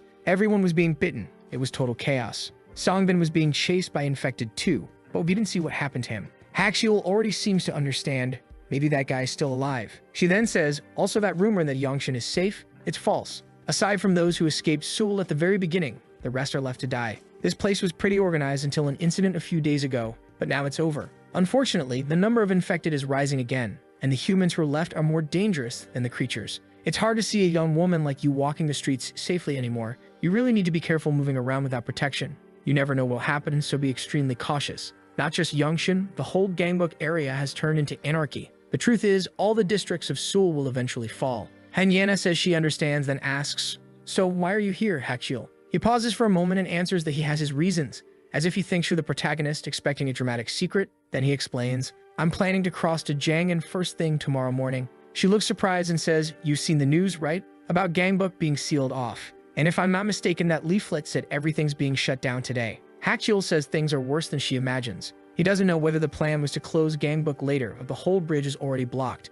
No one can cross the Han River Bridge anymore. You can't get to the bridge and jump over it because it's crawling with infected. When this whole mess started, of course, the government began sealing off the hotspots to stop the spread, and that's why they're isolated now. She asks, how do you know all this? He explains, I heard it directly from survivors who were on those bridges. They usually show me pictures, so I'm sure it's reliable information. She looks a little devastated. Everything he said is true, but he reveals that, unfortunately, they still have to find a way out. They need a boat, a raft, something to get them to the other side. At the same time, they have to avoid all the infected. Han Yena asks, are you sure Jangin is safe? Last I heard, infected were popping up all over the country. Hachiel says, obviously there's no place that's 100% safe anymore, but my sister was taken to a warehouse in Janghan, so I have to get to that place no matter what. Han Yena wants to know why they got separated. He falls silent again and starts flashing back. On the day everything began, he, his uncle, and his sister went to a shelter in the area. Not long after, the military came and said they'd relocate some survivors, since Gangbuk had become too dangerous. They prioritized children and the elderly, so he had no choice but to stay behind. Hachiel asks where they thought they were taking his sister, and the soldiers said they were sending people to the Janghan warehouse. He waited for the second wave, but the military never returned. She asked about his uncle. What happened? The usual classic answer, an infected got into the warehouse hiding inside, and a bunch of people got bitten. His uncle tried to escape, but couldn't. Hachiel seems to understand now. Maybe that guy is still alive. Then he stands up and says, the first thing I'm doing tomorrow is leaving. One more day of delay could be deadly. She asks, wait, are you leaving at dawn? Can you take us with you? We want to go to Jangin too. Hachiel replies, it's way too risky. From my experience, moving with more than 2 people is dangerous and unpredictable things happen. At least one of us will end up dead. Also, Minjin needs at least a full day to recover. Han Yana clasps her hands together and pleads. Minjin's mother is in Janghan. They have to reach that place somehow. The two of them have no idea what they're doing, but they have to escape this place. She's begging, crying, while Hachiel just stares, saying Han Yana really has changed. She looks confused. He says, we were in the same class, but I never really knew you. You don't seem anything like the Han Yana from school. I don't know if that was a compliment or an insult, but after saying that, he turns away, telling her they'll talk in the morning when the sun rises and Minjin wakes up. Tell me, what do you all think of Han Yana so far? Has she made up for what she did to our protagonist, or does she still need to do more? Nothing sexual, only honest payback. You get it? With that, Hachiel leaves. The sun rises and she's slumped on the couch, waking up looking rough, totally disheveled. Hachiel comes over and asks this fool, when you escaped the construction site, did you see what happened to Park Songbin? What went down? She says she doesn't really know what happened, and he answers, all right then, I'll go check. She looks confused. What do you mean? He explains they had some motorcycles and skateboards. If they're still around, we can use them to move faster. She protests, you can't just go there. It's covered in barricades, everything's probably destroyed, and it's crawling with infected. But Hachiel laughs and says, it's 300 meters from here to that construction site. When I escaped North Korea with my sister, I walked 10,000 kilometers and I was only 12 years old. My God, they didn't have money to pay someone to guide them or sneak them onto a truck. They just followed the advice of an uncle who had already escaped to South Korea. They not only had to travel that whole way, but also avoid being caught by the authorities, hiding from the eyes of the security forces, crossing all of China without help. They walked all the way to Thailand, then circled back through everything just to reach South Korea. They basically traveled halfway around the world just to end up at their neighbor's house. But then again, crossing that fence between neighbors literally means gunfire. He grabs the door handle and tells her, so don't worry, Hanyana is totally baffled. Out of nowhere, the man just shared his life story with her. Then Hakyul climbs over the wall, throwing his arm over the top and dropping down the other side. It's time to see for himself whether that bastard Songbin is alive or dead. Finally, someone competent, a character who can actually solve problems, since our Minjin just ends up peeing himself. But honestly, you can't even compare them. One spent all day playing on his PC, and the other escaped North Korea on foot for 10,000 kilometers. How could you even put them side by side?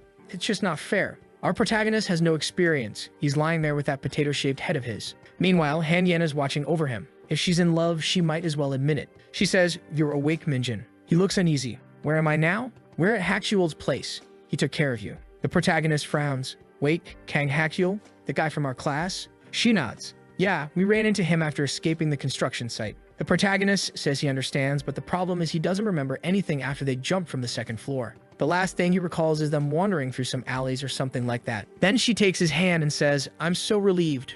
My God, I was terrified you were going to die." The protagonist thinks she's lost it. Look at this. What a romantic scene. His heart's pounding, feels good. And then, of course, he pushes her away. It was getting way too nice. And she says, "Well, anyway, who told you to take a knife to the stomach from me, you idiot? Of course I'm grateful that you saved me, but that was really reckless. You could have ended up dead. You made me worry." The protagonist just scratches his face and apologizes. She tells him to stop saying sorry. He just needs to say thank you. Actually, she's the one thanking him. It's just that he doesn't realize how worried she was or how hard it was to get him all the way here. Her face turns red. What's happening? Did she put on makeup or something? She adds, "Besides, Hakyul said you should rest for a full day. So it's better if we relax today and see what we can do tomorrow." He starts getting up saying, "Are you sure? If I remember right, Gangbook is about to be closed off. We don't have time to sit around." But as soon as he tries to stand, he feels sharp pain in his abdomen. She scolds him, telling him to stop being an idiot and quit trying to move. A moment later, someone arrives at the door. From outside, Hakyul says it's him and tells him to open up. He drops his backpack on the floor and says, "This one's yours, right? But one you always carry to school." Wow, talk about photographic memory. The protagonist says, "Yeah, that's mine." Hakyul explains, "I found it on the second floor of the construction site. It had your clothes and stuff, so I figured you'd want it. Plus, there was a lot of emergency food, so I brought some." The protagonist feels genuinely happy seeing his bag again, and it was one of the few things his mother had bought for him. He doesn't have many things that came from her. On top of that, Hakyul found his glasses. "My glasses," he says relieved. Then he adds, "Dude, Hanyana told me you took care of me. You're amazing." Hakyul asks, "How are you feeling?" He says he's still a bit dizzy, but fine. Then Hanyana asks what he saw at the construction zone. "And what about Songbin?" Hakyul says, "Yeah, he checked. And just as expected, Songbin wasn't there. The other three idiots, the whole group except that man, had been infected. On top of that, their motorcycle was gone, probably because Songbin took it. Strangely, the scooter they had was completely smashed." Hanyana immediately understands they might run into that man again. Wow. Hakyul steps up saying, "I might lose a fight, but I don't lose when it comes to killing. When it's life or death." He's ready. Then he says that's enough. They'll do exactly what he said yesterday.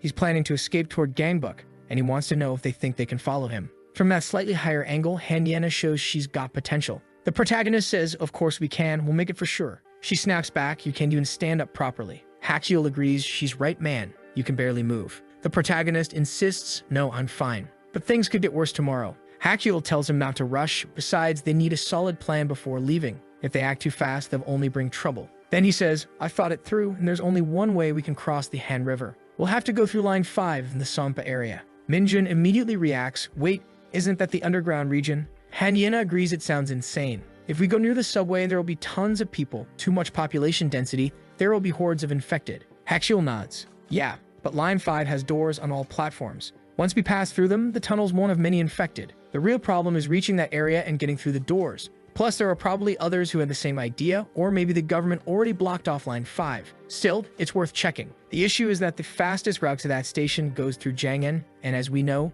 it's far, especially if we have to cross through the Jangham neighborhood, which has become extremely dangerous." After a while, he writes on the board, "Don't run. That's the most important survival rule he can think of. Gangbuk has already been sealed off, so it's better not to move too fast or push themselves too hard. The goal is to find a safe place, stay there for a few days, recover, and then reassess the situation calmly. No rushing. Second rule, unless they're relocating to a new area, they should always move in groups of 1 or 2, never 3. Avoid going out as a trio whenever possible. And lastly, if a life or death situation comes, never sacrifice yourself for someone else. For example, if you're certain you can survive by running away, don't turn back and risk your life, even if it's for Hakyul himself. When it comes to that point, everyone just needs to do whatever they can to survive. Never sacrifice your life for another person. He made it clear. But honestly, I can't shake the feeling, tell me if you think the same, that Hakyul is going to end up trying to save someone and dying for it. It just feels like the most obvious outcome, even if it's the wrong one. When it's time to leave, he calls out to Minjin and says that the bat will be his weapon.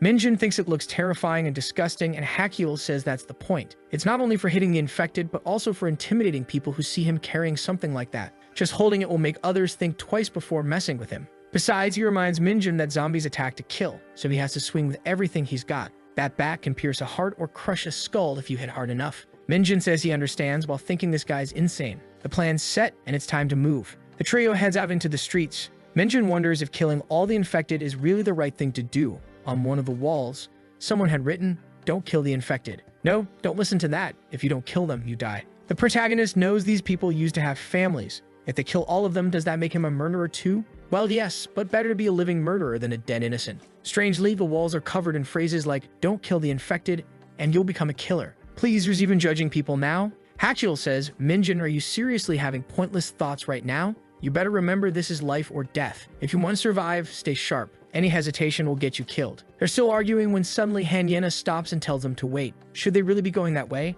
She's got a bad feeling there will be lots of infected ahead. Hakyul asks how she knows that. She says she can't really explain it, but there's a smell in the air, a strange stench. Every time she smelled it, it's meant there are a lot of infected nearby and this street reeks of it. Hakyul's surprised. This woman actually has a zombie radar in her nose. How is she doing that? Locating them like that? She says she has no idea. She doesn't even know exactly where they are, just that there are a lot of them up ahead. Minjin realizes that from the very beginning she's always been sensitive to smells. Maybe that's even how she managed to find his house that time. Hakyul says he'll check and tells the two of them to stay put for now. He turns the corner and sees dozens of zombies shuffling around. He heads back and says that Hanyena might really be able to sense the infected. He tells them, "You're right, we can't go that way." Then Minjin says, "Wait, look up there. On top of that building, is that a soldier?" Hakyul looks up, startled, then suddenly runs ahead, telling them to follow him. They move through the building into an area that thankfully has no infected. He pulls out binoculars, looks through them, and confirms that there are indeed 3 soldiers up there, and all of them are infected. But one of the soldiers was carrying a rifle. Minjin gets worried and asks, "You're not thinking of going for that rifle, are you? There are 3 infected, and it would be really hard to take the gun off that soldier. Plus, the whole building looks packed on the other floors. We don't even know how to use a rifle, and it would draw a ton of attention." Hakyul cuts in and says, "We need that, and we're taking it."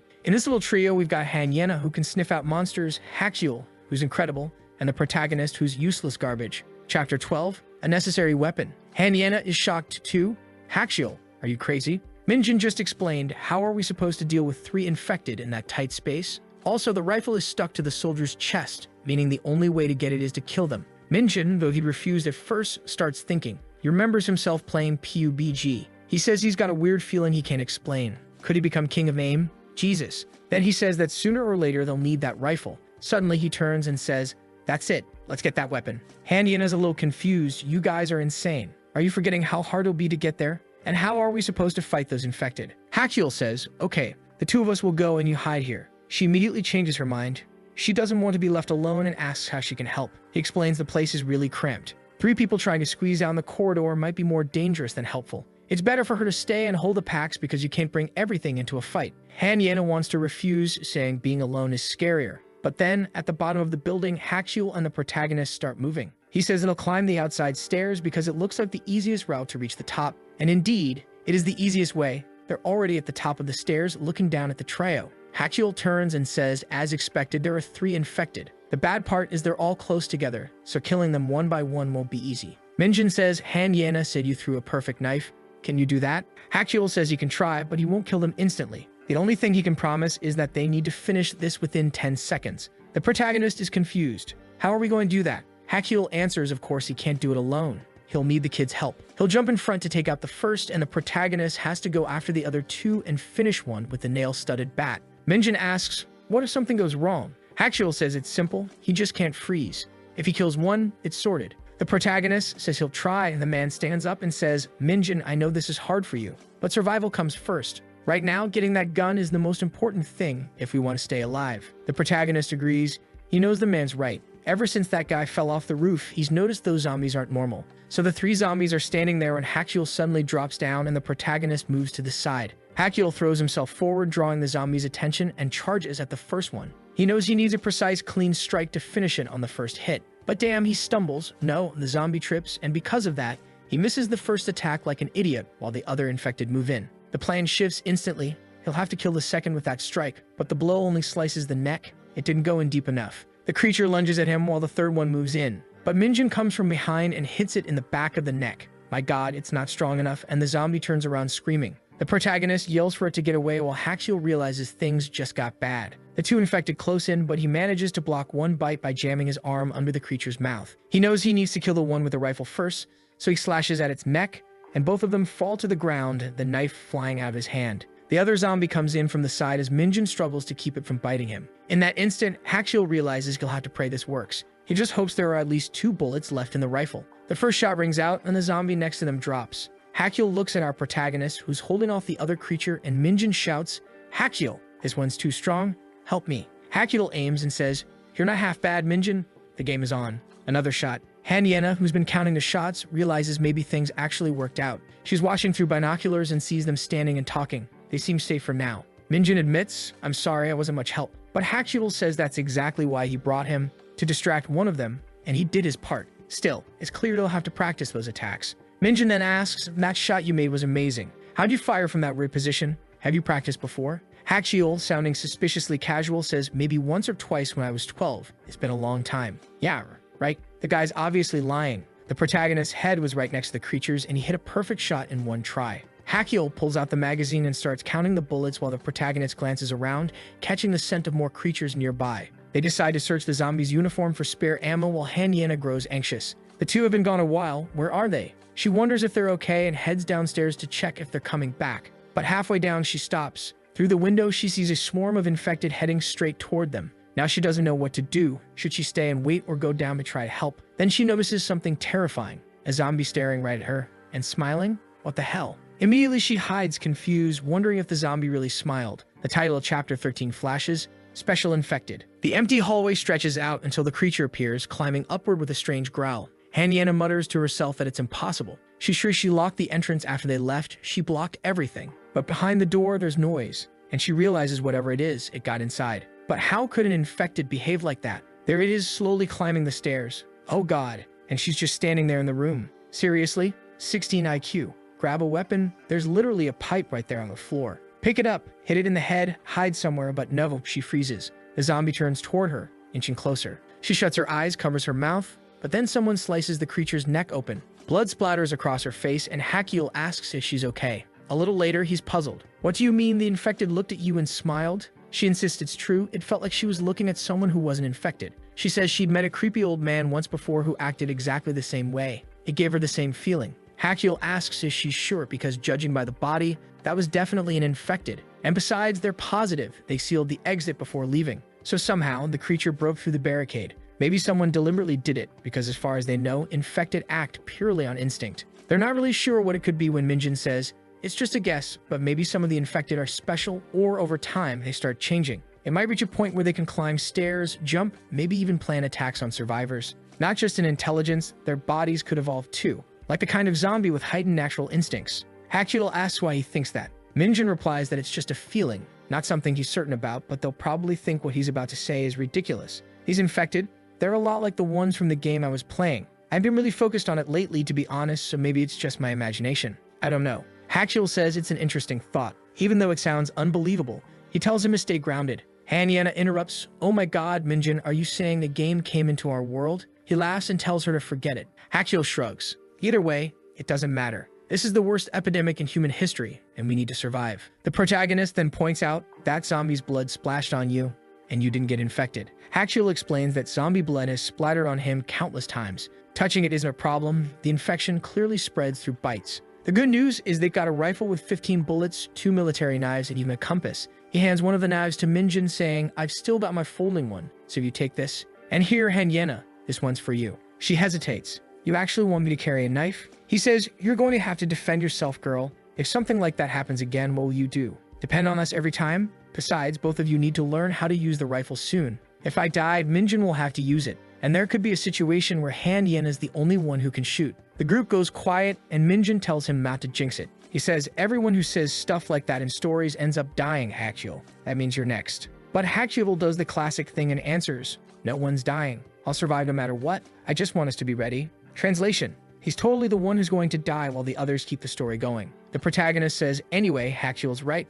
I need to practice. Besides, I've always wanted to fire a real gun. Only problem, he adds, is that we can't waste bullets. We don't have many. He then asks, Hanyena, do you want to try shooting too? Suddenly, she steps back from him. She says she doesn't know and tells him not to come any closer. What the hell? Did she lose it? He's confused, trying to understand what's wrong, and she insists she just wants to stay away from him. Minjin's baffled, she's acting totally strange. The protagonist wonders what he did wrong, while Hakyul smirks and says, now that's the Hanyena I remember from school. On the other hand, Hanyena is thinking that this clueless loser doesn't notice anything. She sniffs herself and realizes she hasn't bathed in days. She's freaking out because she feels disgusting. She knows worrying about something like that in a survival situation is stupid, and she feels ridiculous for even caring. Maybe she'll stop once things get even worse. Still, she decides to drop it.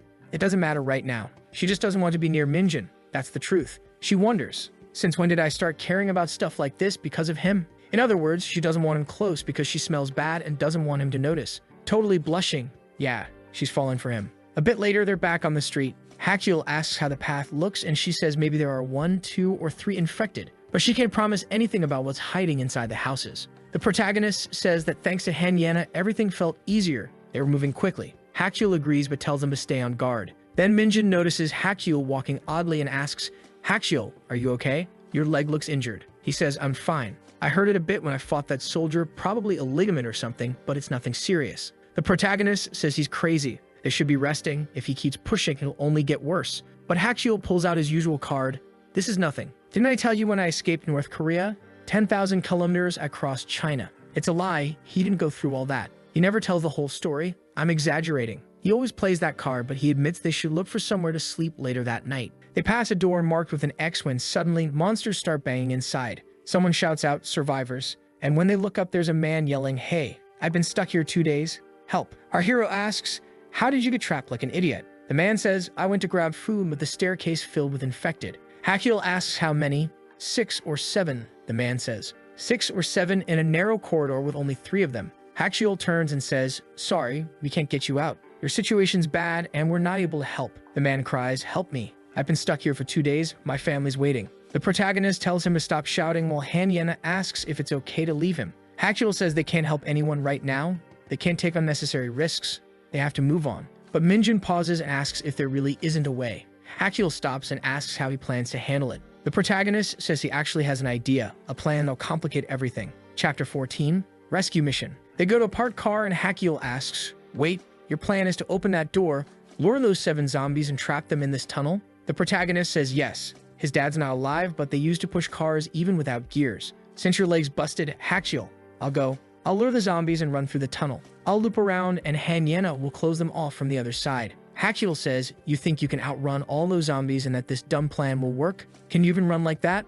Minjin replies, I'm above average, and I'm not afraid of being chased. Hakyul accepts it. The tunnel's narrow, only one person can pass. If they angle the car right, it's easy to block the way. The door's shut and the air's cold. The only question is why the protagonist is risking so much to save this man. I said before we shouldn't sacrifice ourselves for others. We could risk our lives to save him, but what do we gain? Hanyena agrees with Hakyul. There's no way to know if that man's good or bad. But the protagonist remembers the older men who were starving, and he answers that he doesn't know why, but the guy doesn't seem like a bad person. Also, in some way, the man reminded Minjin of his father.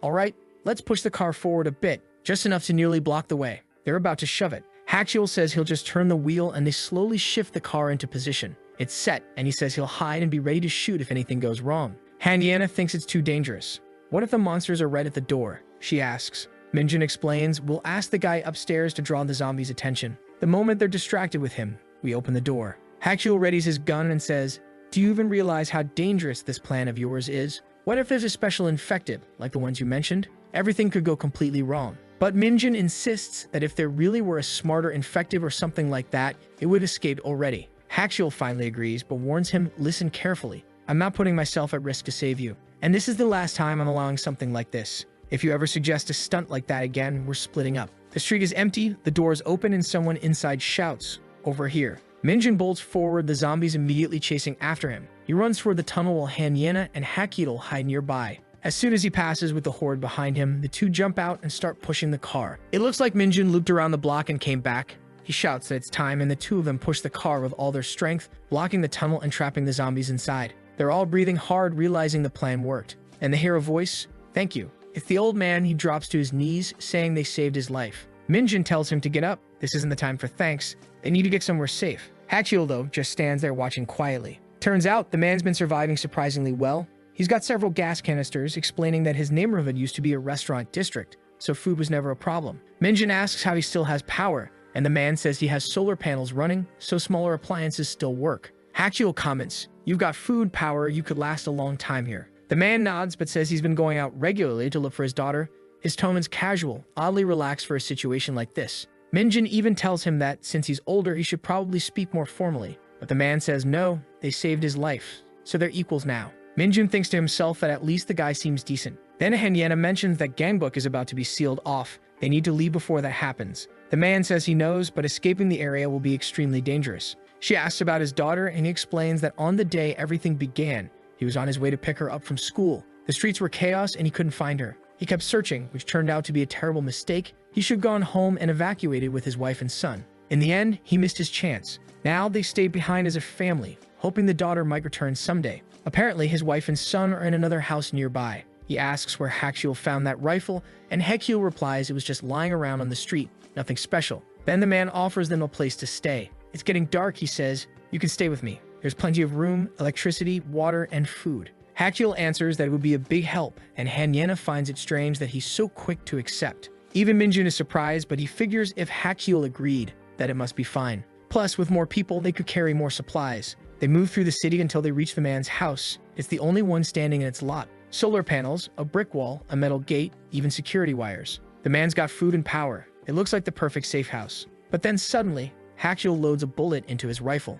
The man notices and asks, "Why did you just chamber around?" Hachiel answers, "I know it sounds paranoid, but there are a lot of cruel people left in this world. So since we're walking into a stranger's house, I need to be prepared. We're not thieves or anything. It's just for safety." The old man, confused, says, "All right then." He goes inside and calls, "Honey, I'm back." The scene cuts to somewhere else entirely. In a room, someone kicks the door and says he thought he was going to die again. It's him, Songden, that trash. He wonders aloud, why are there so many bastards around instead of zombies in this neighborhood? At this rate, I'll be killing more people than infected. He sits down relieved to have found a quieter place and then sees a whole plan laid out. Oh, he's found Hachiel. He knows exactly who was at that place.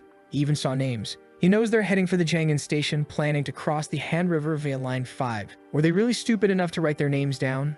Apparently. But hey, apocalypse logic. Back at the home scene, the old man calls, "Honey, son, and home." Meanwhile, Hachiel says, "Minjin, stay back. I'm going first. I don't know. I've got a feeling this guy's lying to us." Is this one of those stories where the uncle keeps the mother and kid locked up and feeds strangers to them? Hachiel's bracing for worst case. They might have to take the house by force, but then someone calls out for love, son, and sure enough, the man really does have a family. Everyone's alive and well. The two kids run up crying, "I thought you were dead, Dad." Hachiel just watches, realizing there's nothing sinister here. The uncle introduces the group and says it's thanks to Jung Minjin and his friends that he's alive. Not long after, Moon Jun, the 45-year-old mother, says she'll make some food and tells them to relax and make themselves at home. She says the water still works so they can take a bath. Hanyena, stinky as ever, brightens up and smiles wide. The mother compliments her, says she should be famous, that she's wonderful, while Minjin just watches. Then the mother pauses and says her daughter is about the same age as Yena.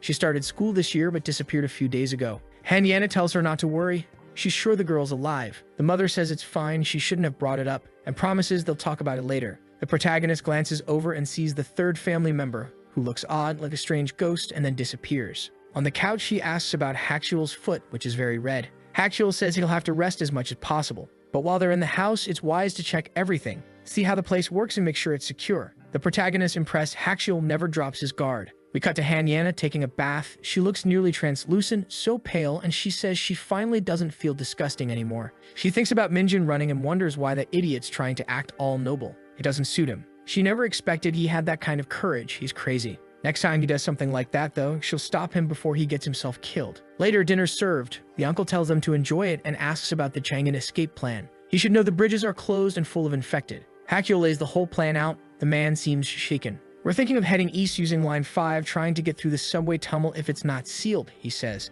At that, the old man looks terrified. He says the last place he heard his daughter might be was exactly on Line 5. Now we know the uncle's name, Jaehyun. And apparently he mentioned that his daughter's somewhere near Gwangnaru. That station is right after Jangan Station, the one they're heading to, which means they'll end up passing through it along the way. So they explain, our plan is to cross the river through the station. We'll be heading toward Gyeongnaru anyway since it's part of the same underground tunnel network. If your daughter's still alive, there's a chance she's there. Jaehyun nods, saying that's exactly what he's been thinking. He tried driving to Gyeongnaru, but the roads are completely jammed with cars, everything's blocked off, so he couldn't make it. The station, of course, is crawling with infected, and walking all the way there would take too long. He couldn't just abandon the rest of his family either. That's why he couldn't do much. Hakyul asks why he didn't take another route by car, but Jaehyun explains that most of the streets are filled with debris, collapsed buildings, overturned vehicles.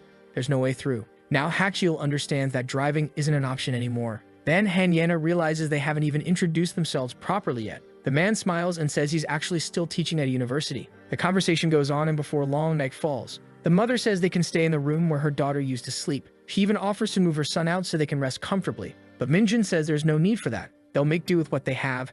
Hakyul decides to sleep in the living room. The mother insists that Hanyena should rest properly, smiling kindly. But Hanyena glances back and says no. She'd rather stay in the living room with her friends. Minjin frowns. That makes no sense, he says. Why not sleep there? It's way more comfortable. And didn't you once say you sleep better alone? Hanyena smacks him and tells him to stop sticking his nose into her business. Now, I don't know. Maybe she's suspicious. You really can't trust anyone. I'm with her on that. I wouldn't believe a soul in this world. And apparently, everyone's feeling the same. Hanyena looks around, checks both sides, and when she realizes no one's asleep yet, she gets up and says, since no one's sleeping, we might as well talk. She asks what Minjin's thinking about. He says he was remembering his mother, wondering if she's okay if something happened. Right now, she's probably worried sick about him. Seeing that family reminded him that he also had one. Then Hanyena quietly says she'll help him find his family, no matter what. The protagonist looks at her, turns, and thanks her. But suddenly, he gets up again and says, hold on, Hanyena, I'm a little curious. Your parents, we have no idea where they are. Are you really okay with that? They're your family, after all. She pauses for a moment and says it's fine. Maybe she can tell him. Even though she's never told anyone about her parents before. Oh no, here it comes. Then she reveals that her parents are actually a remarried couple. I think it's like someone split up, someone got back together. I don't even know anymore. She said it's a complete mess. She explains that her dad was a famous doctor at a hospital who used to appear on TV, and her mom was a researcher. But they separated when she was young, and her mom went to America. After that, she started living with her stepmother, and that's where the suffering began. We see that when the protagonist was leaving, she kept shouting, asking if he was really going to ignore her until the end, saying he was crazy. Watching him walk away, she thinks she'll really have to talk to Songbin and tell him to stop bothering that loser. But just as she's about to enter her house, she stops, thinking that she's not exactly in a position to call Minjin a loser either. The truth is, she doesn't even want to go home, because if that crazy woman's there, she's going to change clothes and leave the second she steps inside. She enters the house, sees clothes scattered on the floor, and hears some rather intense sounds, let's say. She wonders if that woman's actually insane. Yes, she is. Oh my god. The stepmother is cheating on her father, using his weakness to keep him from leaving her, while the fool is out there working hard at the hospital. Life's not easy for insecure people, not even for the rich insecure ones. The world's just tough all around. When Hanyena goes to change, the stepmother starts yelling again, shouting, why did you come home so early? I told you to come later. I told you to ring the doorbell. I mean, having to ring the bell in your own house is ridiculous. Truly, violence feels like the answer to everything at that point. So Yena asks, you don't want me to hear you screaming like that, is that it? But the stepmother just says her clothes are too short, that she must be going out to see a bunch of men. It's that classic argument between women. Yena fires back, saying she's not the one cheating on her husband for everyone to see. She's clearly much more decent than her. Then the man shows up. Honey, who's this? Is she your daughter? The idiot says, no, that's my husband's daughter. Yena snaps a photo of the two and asks if she should send it to her father right now. The guy panics, saying, don't do that, girl. But the stepmother says it doesn't matter. Go ahead, send him the photo, she says. The woman's name? Choi Soo-jin, 36 years of betrayal. Anna's left stunned, and Soo-jin goes on. Do you really think your dad will say anything? He's weak, pathetic, he can't even escape this relationship. You think he doesn't know my secrets? Besides, if you expose me, I don't care. I've got nothing to lose. But what about your father? If he divorces me, he's done for. He'll have to give up part of the hospital, and that place will crumble. He'll be buried in that industry. ChatGPT's voice in her head. If I wanted to bury a body 7 palms deep in concrete, how many kilos of cement would I need? Don't worry, this is purely scientific research. Anna storms out, calling her insane, while the stepmother keeps shouting, saying she wants to die, yelling that Yena's a low-class woman. Seriously, calling Yena low-class. Furious, Yena slams the door and leaves, thinking how utterly disgusting that place is and how she never wants to return. She starts thinking that maybe it'd be better if the whole world just ended, just like Minjin. She goes to a karaoke bar where people are chatting about Lumina, talking about that dancer girl from the start, a blonde one, remember? The protagonist's friends were obsessed with her too. But then Yana overhears people talking about something serious. Some kind of accident happening somewhere. They say it's better to go take a look. She's a bit confused, checks her phone and sees several emergency alerts spreading across the city. Suddenly, she looks ahead and hears someone scream. A crowd of people is running toward her, yelling for everyone to get out of the way. A while later, she's exhausted, sitting on the second floor of a staircase, muttering that she barely managed to escape, whatever that was. She's trying to call the police number, but nobody answers. She calls her dad, but even now he doesn't pick up. Poor thing, she thinks that, as always, she's the last priority. She can't call her mom because she's in the United States. She doesn't know who she can call for help. The only option she has is to call her stepmother, who picks up and asks what Yena wants, telling her she's busy. Yena has to explain that she's on an emergency stairwell in a building, which is why she can't get a proper response. But the stepmother literally says, "I don't care, deal with it yourself."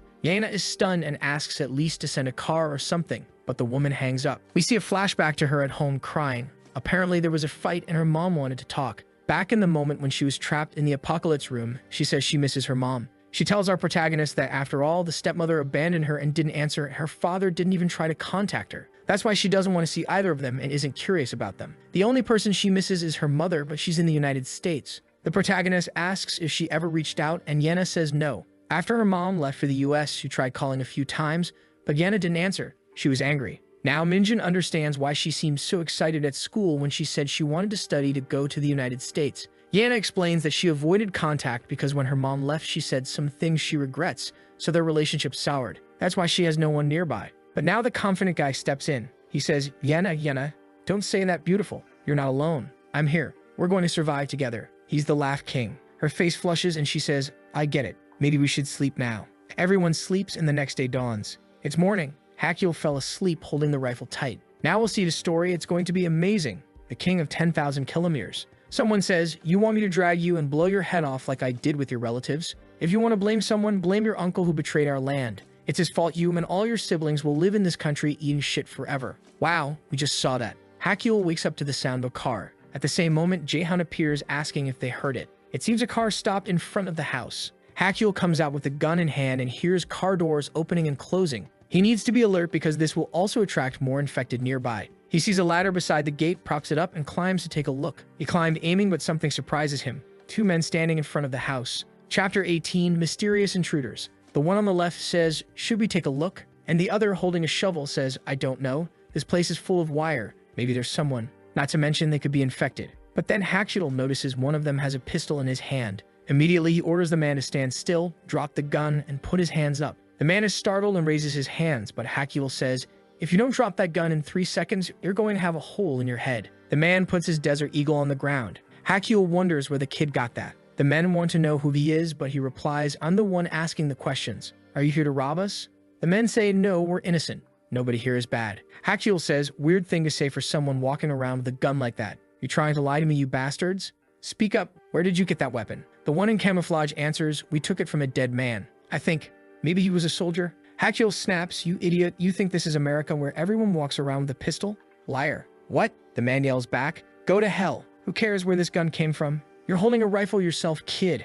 Hakiel replies, this rifle I'm carrying is standard military issue, but your pistol is not exactly common. The older guy in the brown jacket steps in. Calm down, friend. I'm an office worker, and this kid here is still in school. We were just patrolling after getting cut off at Gunja Station. Let us grab our weapons and leave. That's all we want. But Hakiel wants to know what they mean about Gunja Station. Is that line 5? That's 2 stations before Gwangnaru. The man nods. Yeah, there's a big survivor base there. Hakiel tells him to prove it. The man answers, whether it's true or not, you can go see for yourself. We're heading there, but getting in and out isn't easy. Hakiel says, so it seems everyone's thinking about crossing the Han River through line 5's underground route. The men respond, well, we tried a few times, but it's not easy. Every station around Gunja is full of infected. That's all we can tell you. Hakiel presses, what do you mean? I want to hear more. If you have any information, I'm ready to listen. First, I want to know if you've heard of a woman named Seo Hakyung, 20 years old. The men hesitate. We can tell you what we know, but at least let us come inside. One says, there could be infected around. The scene shifts inside the house with Jaehyun confused about this whole Gunja Station base thing.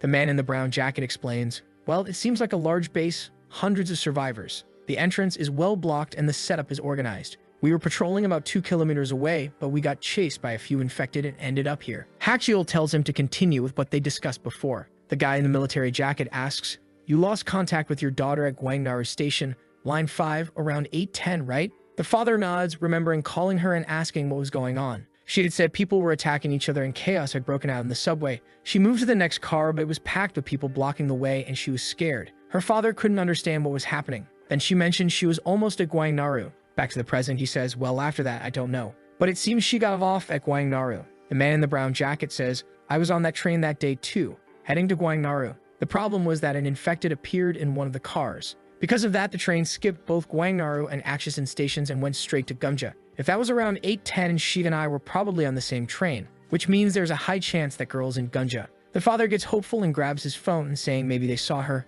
Her name is Seo Haekyeon. He's about to show them a photo. But damn, the story doesn't show us the picture. The men say it's hard to tell, the photo isn't clear enough, so they can't be sure if they've seen her. And with more than 200 survivors, it's impossible to remember every face. Too many infected, too much chaos. It's a shame, but they can't know for sure. They'd have to go there to the shelter to find out. And they ask, so are you coming with us?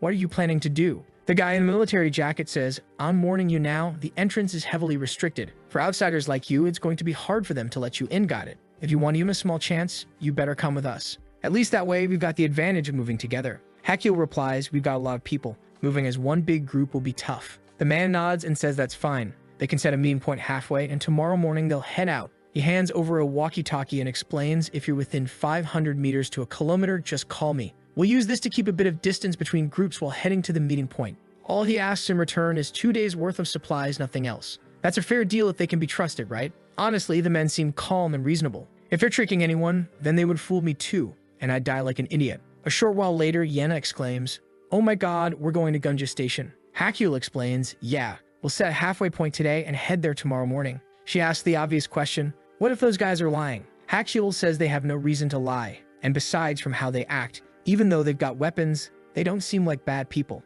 Then he turns to the older man and says, Professor, we're leaving tomorrow. What about you? You know if we go on foot, it'll be impossible to bring your whole family. But if we find a 6-seater vehicle, there's a chance this could work. Obviously, they'd have to follow the route the others mentioned, and there's still no guarantee of safety. He adds firmly, I've got to be straight with you. It's dangerous. There's a real chance everyone could die. If things go wrong, I'll have to look out for myself, so think carefully about what you'll do. The mother says, honey, and the kid looks frightened while Yena is raiding the fridge, stuffing food in a bag. If we're leaving tomorrow, I'm taking supplies. The professor's family is coming too, so we'll need plenty. Better grab a backpack and take everything we can. Then she pauses and wonders, where's Minjin? Curious, she peeks through the door and sees the protagonist talking, wow, so you're the king of online games and still get good grades? That's awesome. But let me tell you, I'm the legend of a game called Rage Z, the King of Zombies. The boy answers, I want to play that too, but my dad won't let me. He says it's too violent. Anna walks in, backpack strapped to her front, and asks, since when did you two get this close? Then she glances to the side and notices the kid's a fan of Lumina.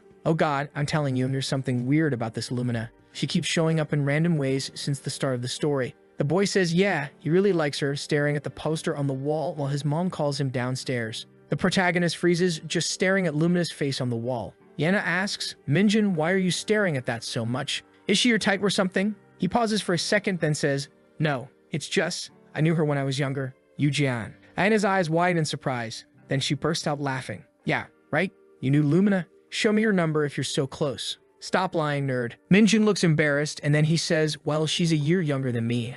And of course I never got her number. We stopped talking before high school. When I found out she was becoming an idol, I supported her for a while. But now, the truth is, she's living in a completely different world from mine. He looks at Yena, whose face clearly says she doesn't believe a word of it. He shrugs. Don't want to believe me? Fine. My friends said the same thing. They thought I was delusional. He walks away while she says it's impossible. He just replies, all right, all right. But the fact that he doesn't care whether she believes him or not makes it feel more real, and she keeps staring, saying there's no way it's true. Even she doesn't like to admit it, but Lumina really was stunning. Pure Korean beauty standards. That egg-shaped face of hers was perfect, apparently. I'd say Yena looks much healthier, stronger. Sometime later, the uncle comes up to Haekyeon and says, I talked it over with my wife and son. The truth is, there's no hope if we just sit still. One day our supplies will run out and things will only get worse. So the goal now is to reach Gumja Station. Haekyeon says he understands but asks about the vehicle. Jaehan replies, well, I know about an SUV that would be perfect. The only problem is it's stuck in restricted area and hard to get out. There's also an ambulance about a kilometer from here. The infected one was just the driver. If we can take care of that, we might be able to get it running. Haekyeon nods. Well, an ambulance can easily fit 6 people in the back, so that could work. Jae-hyun adds, though, that there might actually be 2 infected, the driver and a passenger, and possibly more in the back. Great. At this rate, when they get there, there'll be 200 of them. The number keeps going up. Hakyul asks when he saw it, and Jae-hyun says about 3 days ago, so they're probably still around. Hakyul says, if there are just 3, with your help, we can handle it. But if it's too risky and there are more, we'll have to drop the plan. Either way, it's decided we move out tomorrow. All the supply bags are ready. Then the protagonist appears. Hakyul, idiot, tell me, do you know how to make a fire bottle? Hakyul's confused, but the protagonist says yes, and that he's got a bad feeling they're going to need it. His friend agrees it sounds like a good idea. Night falls and everyone lies down, tense and restless. Over the walkie-talkie, the man's voice comes through. Hakyul, did you get a vehicle? Hakyul answers, tomorrow we're going after an ambulance near the house. The plan is to check it out and see if we can bring it back, but there might be a few surprises. The man replies, all right, we'll be waiting at the construction site by the intersection. We're heading out tomorrow too, so make sure you're ready. That night, the fog is thick. There are zombies all around the ambulance, and inside, of course, you can hear their groans echoing. The man just wishes them good luck. And is asleep, and this is chapter 18, Yena's dream. She's in the classroom, sleeping when she suddenly wakes up, wondering what kind of weird dream that zombie apocalypse was. She looks around and asks herself if everyone already went home, checks the clock, and wonders why no one woke her up. She leaves the room and bumps into someone. When she looks, it's Minjin. Oh boy, she freezes.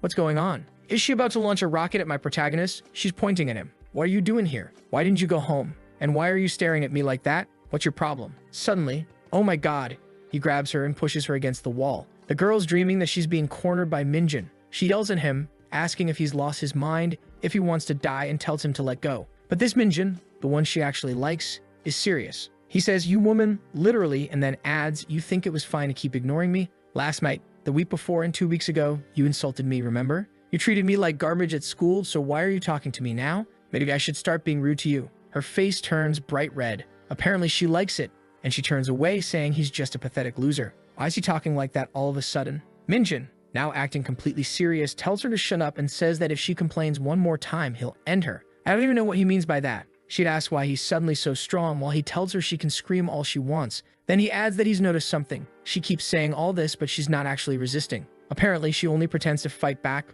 but deep down, she's soft. She answers that she's just looking away because she doesn't want to stare at a weirdo like him. He warns her again, saying that if she keeps running her mouth, next time he really will end her. She says he's lost his mind. Looks like the loser's suddenly growing some courage. My god, this Ian is a real problem. I think it's time for Minjin to run for his life. This girl's crazy. And in her dream, she's completely out of her mind, until suddenly she opens her eyes and realizes she's gone mad. What kind of nightmare was that?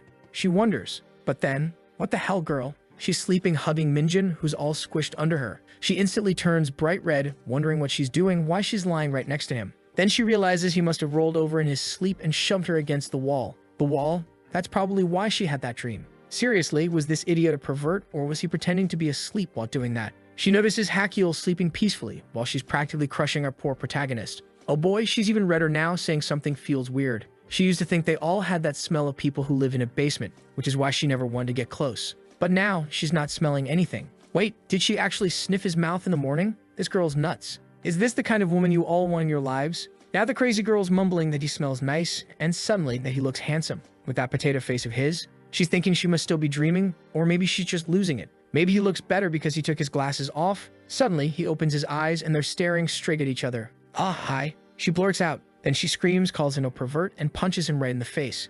What? Hakyul jumps up, grabbing his rifle. Calm down, North Korea. Yena yells that it's nothing and tells everyone to go back to sleep, while the protagonist sitting there like, what just happened? She asks why he was so close to her, and he says, I don't know. When I opened my eyes, you were the one near me. She tells him to shut up and suddenly looks like she's about to cry, saying he yelled at her and hit her. Then she kicks him in the face and hides. The protagonist is completely confused. What's this nonsense about him yelling at her? The girl's seriously losing it. Hakyul asks if he really shouted at her or did anything, and Minjin says no. Maybe it happened in her dream? Whatever it was, that whole crazy scene finally ends. Sometime later, they go over the plan again. Apparently, only Hakyul and the uncle will go fetch the car. He tells Minjin to stay upstairs and keep watch for their return. Once they get close, he's supposed to open the entrance so they can pull the vehicle inside and prepare. Then he says he's heading out, and everyone tells them both to be careful. Out front, he sees a bowl on the ground, trash scattered everywhere, and the dirty city stretching ahead. From a distance, though, he can make out the ambulance, at least the back of it. Yana asks if he can see anything,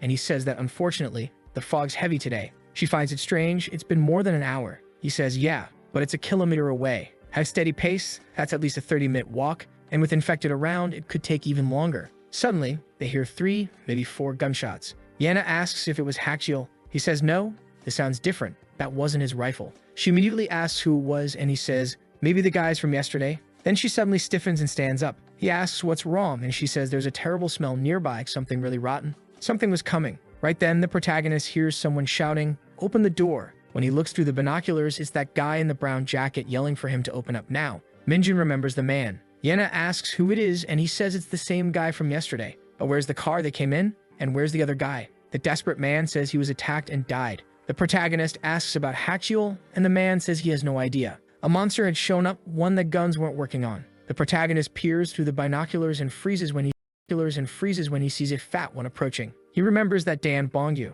The thing's ruling blood and wondering why nobody accepts him. In a flashback of the protagonist playing the game, he says he marked the fat zombie's location and told everyone not to go there. Now the anxiety that's been gnawing at him starts to become real. What if what's happening now is connected to that game? Seeing Bongyu at that moment, he finally becomes sure. Chapter 19, You Have to Help or Everyone Dies. The scene cuts back to a few minutes earlier, with the zombie inside the ambulance. Hachiel says it looks like there are only 2 in the front seats. The problem is whether the vehicle will even start and run. Then Hachiel heard 3 shots. The moment he left to go check, he got a message asking if he secured the vehicle. He needed to hurry because they were in trouble. Hachiel tells Jaehyun that the guys from yesterday seem to be in trouble and they should go help with the rifle. He orders, "Open the door, I'll shoot and kill those zombies." More infected will come because of the noise, so they have to finish this fast. The protagonist runs up the stairs while the man outside bangs on the door asking to be let in. When the protagonist arrives, he asks if the man is okay and tells him to come inside. But there's a zombie right beside him. Before Minjin can do anything, both of them fall to the floor and the man screams for help. The protagonist wants to rush out to help, but Yana warns there are more zombies coming.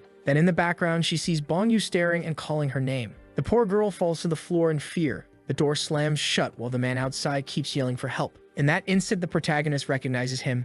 He was one of Songbin's friends. The zombie is closing in, calling Yena's name, and Minjin says there's no way to fight it. They have to run. That zombie is way too strong to be taken down even with a rifle. They need to find Hachiel and get out of there. Then there's a bang and the gate starts to bend. Moon Ji-eun shows up asking what's happening. The protagonist tells her to get inside now and hide with Haejin on the stairs above. He remembers the fire bottle. He calls for Yena and says he urgently needs her help, but she's paralyzed, staring into the mirror, frozen with fear. She can't move. He yells for her to wake up because if she doesn't, they'll die. That monster will smash the gate and even break down the front door. He'll throw a fire bottle at the entrance to buy time. When the monster hesitates, she should throw the gasoline on top of it. Then he'll throw another fire bottle so the zombie should burn. They've got 8 bottles total, 4 for him and 4 for her. He's trembling and asking if she heard him. She manages, "Huh? Okay." The protagonist runs in, calls for the rest of the family to get upstairs, and starts grabbing fire bottles. He knows the big problem is that more infected will be drawn by the noise. Once the gate opens, it's going to get a lot worse. Everyone's getting ready to go in at once. But if the theory's right, even when the infected are completely enraged, they're still vulnerable to fire. Of course, they'll still be able to push through the flames, but at least it'll keep too many of them from flooding in. Then the gate collapses, and Bongyu charges inside. Minjin stands his ground, braver than ever, facing the monster head-on. He knows that if they can't even stop this zombie before the others come, everyone's doomed. The moment the creature bursts in, Yana shouts from above that she's found the perverted bastard and dumps gasoline all over him. The zombie gets a full head-to-toe soak, and Minjin throws another fire bottle, saying, "You're done for." An explosion follows. Barbecue time. The protagonist yells from above, telling them to keep throwing fire bottles at anything that gets inside. Another infected rushes in, and Minjin prepares to toss another bottle, knowing they desperately need Hachiel and the rifle back soon. The 2 women upstairs have probably used up most of theirs by now. It's his turn to throw the last one, but he completely fumbles it. As he raises his arm, the monster lunges on top of him, slamming him to the ground. The mother's ready to throw her fire bottle. She's about to roast our poor guy alive. Yana shouts, "If you throw it now, you'll hit Minjin." The protagonist pinned down, the monster's back already on fire, while another one shambles toward them. Still, Minjin holds his ground, locking his arm under the creature's neck and yelling for Yana to stay hidden. Seeing more infected closing in, he realizes that if any more break through, it's over. Then come the sounds, 1 shot, 2, 3, 4, 5, 6. When he opens his eyes, Hachiel's there with the rifle. The protagonist's been saved. The kid actually fought well. He's grown. Are we satisfied?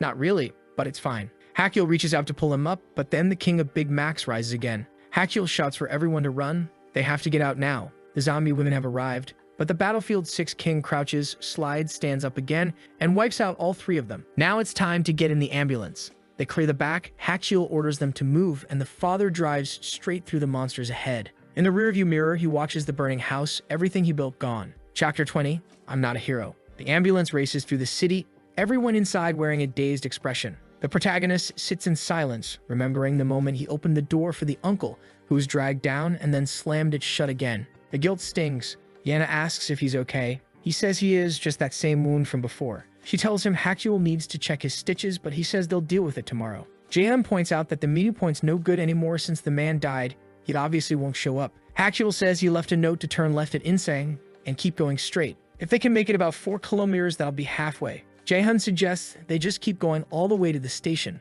but Hachiel shakes his head. It's going to rain, it'll get darker, and more creatures will appear. It's better to stay at the meeting point for now. It's safer. They finally find the Sky Hotel. When they enter, the place is terrifying. Dark hallways, rooms splattered with blood on the walls. Everyone's uneasy. Are you sure this place is safe? Someone asks.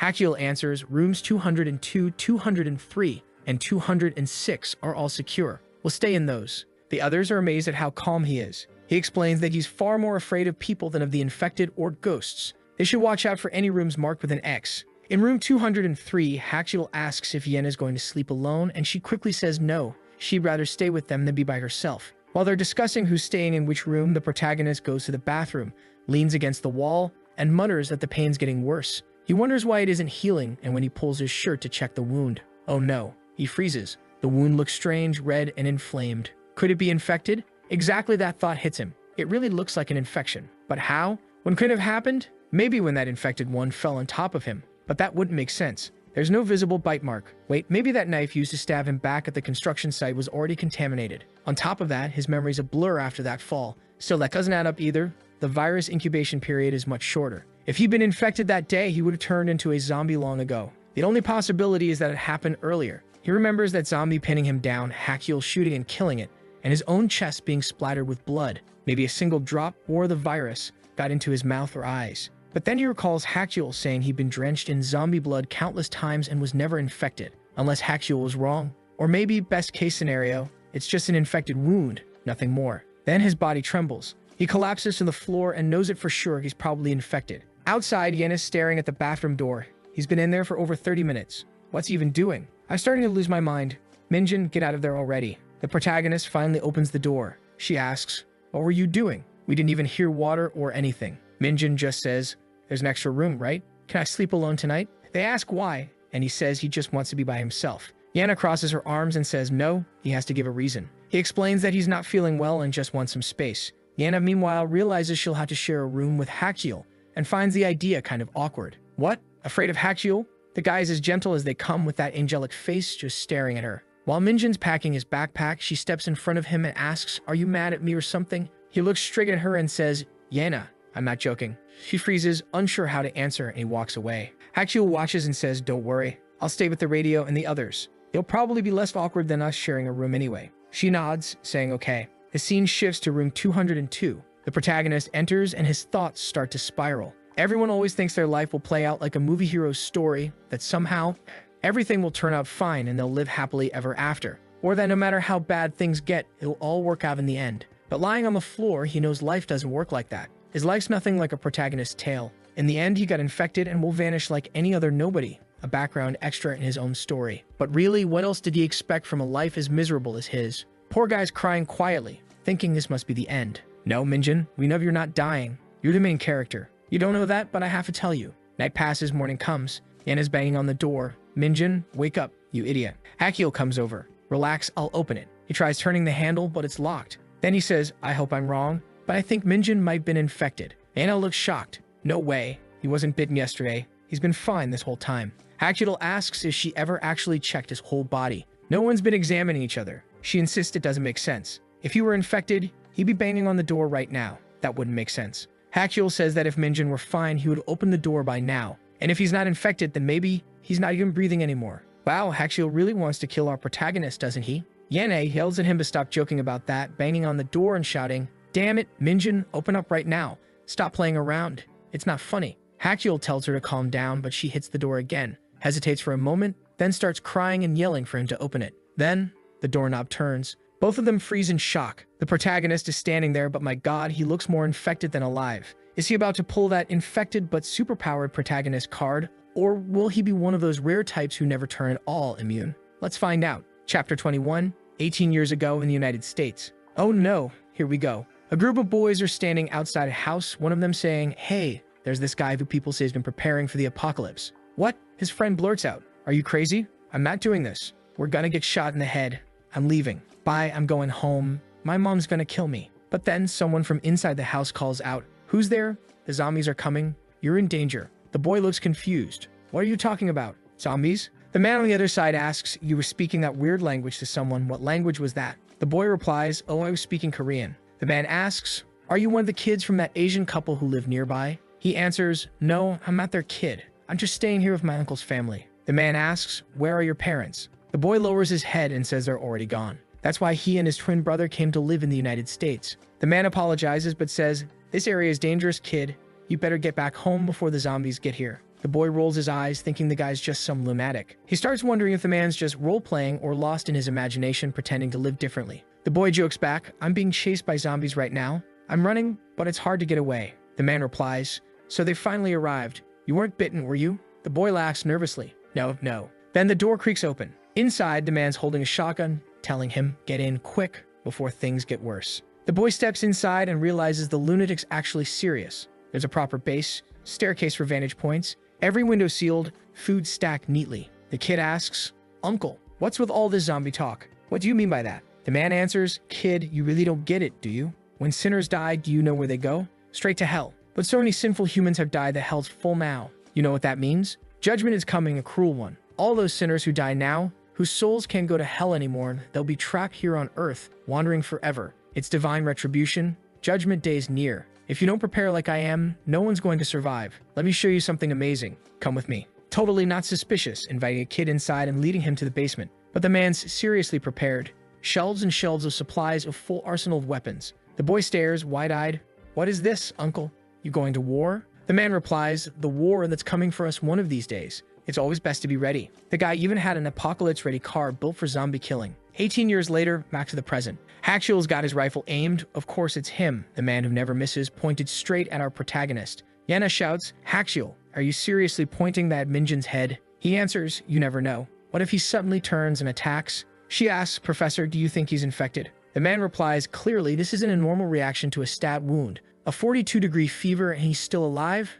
That's impossible." Minjin groans in pain. "I just don't understand how I got infected. I wasn't bitten. It doesn't make any sense. The symptoms are starting where the stab wound was, but that was a long time ago." Mianev agrees, "Yeah, if that stab happened so long ago, he would have turned already if that was the cause." Jaehoon explains, "Usually it depends on where the bite is. Sometimes it takes minutes, sometimes hours, but never more than a day." Haxiel adds, "Judging by his condition, first, he's definitely infected. Second, if it didn't happen the day he was stabbed, then some kind of fluid must have entered his bloodstream somehow. That means when I treated Minjin, he was already infected. Why the symptoms are showing only now, though? No idea." Aya's voice trembles. "Wait, you're saying Minjin's been infected for days?" He nods. "Yes." Then the doctor asks what they're going to do. Haxiel says, "We'll wait one more day. If he doesn't turn by tomorrow, maybe he's immune. I'm no medical expert, so I can't say for sure." The protagonist is stunned. Immune? Time flies, afternoon, night, morning. Minjin wakes up and Yenna's still there beside him, looking brave and beautiful in pink. "Wow," she says, "your fever's gone down a lot.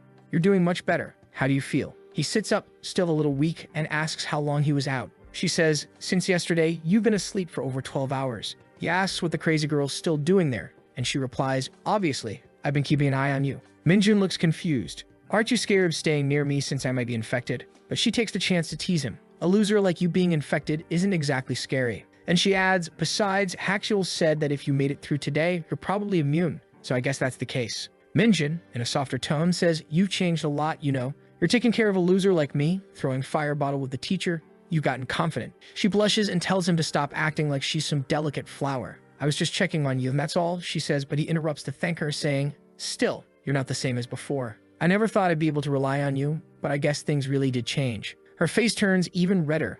She mutters that he should be thankful. After all, he's the one who helped her survive. A while later, Haxiel asks, "So, you're saying this Bong you looked exactly like a zombie from that game?" The protagonist nods. "Yeah, I'm sure of it now. Somehow. Everything that's happening is connected to that game, I just don't know how." Haxiel frowns. "You mean the game company created the virus and released it?" Minjin quickly says he has no idea. But the developer of that game is a well-known person. He was the CEO of Red Studio. At that moment, Jaehyun's son, Seo Haejin, chimes in, Daniel Jin. The boy explains that Daniel Jin is someone he really admires as a developer. The protagonist smiles. Right, Haejin wants to be a game developer too. Hakyul asks Yelena if she knows the name. She says maybe she's heard it before. Haejin continues, he's half Korean, half American, a really famous developer. He built his company from nothing. He'd owned Redmine Studios and created Rage Z, the zombie game that got insanely popular. After making a fortune from it, he started investing in AI, medicine, biotechnology, and buying up a ton of companies. It seems that in the United States, he became as famous as Elon Musk.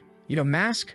Not Musk. Anyway, apparently he also has a twin brother who's pretty well known too, something Jin in his name. Hakyul's trying to remember, zombies, medical projects, it's all strangely starting to connect. Lena asks whether that man's company might have anything to do with this and what their real goal could be. But of course, nobody has a clue. Then the scene shifts completely. The uncle is speaking. Daniel Jin, 29 years old. Before coming to America, you lived in Korea, part of a wealthy family. Along with your brother, Elliot Jin, you both said you were bullied as kids. Your mother was a famous actress back in 2005, but after a few scandals, she couldn't recover and took her own life. Wow, they're spilling this guy's whole backstory while the uncle just keeps talking. Details no one even needs to know. Alright then, let's read on.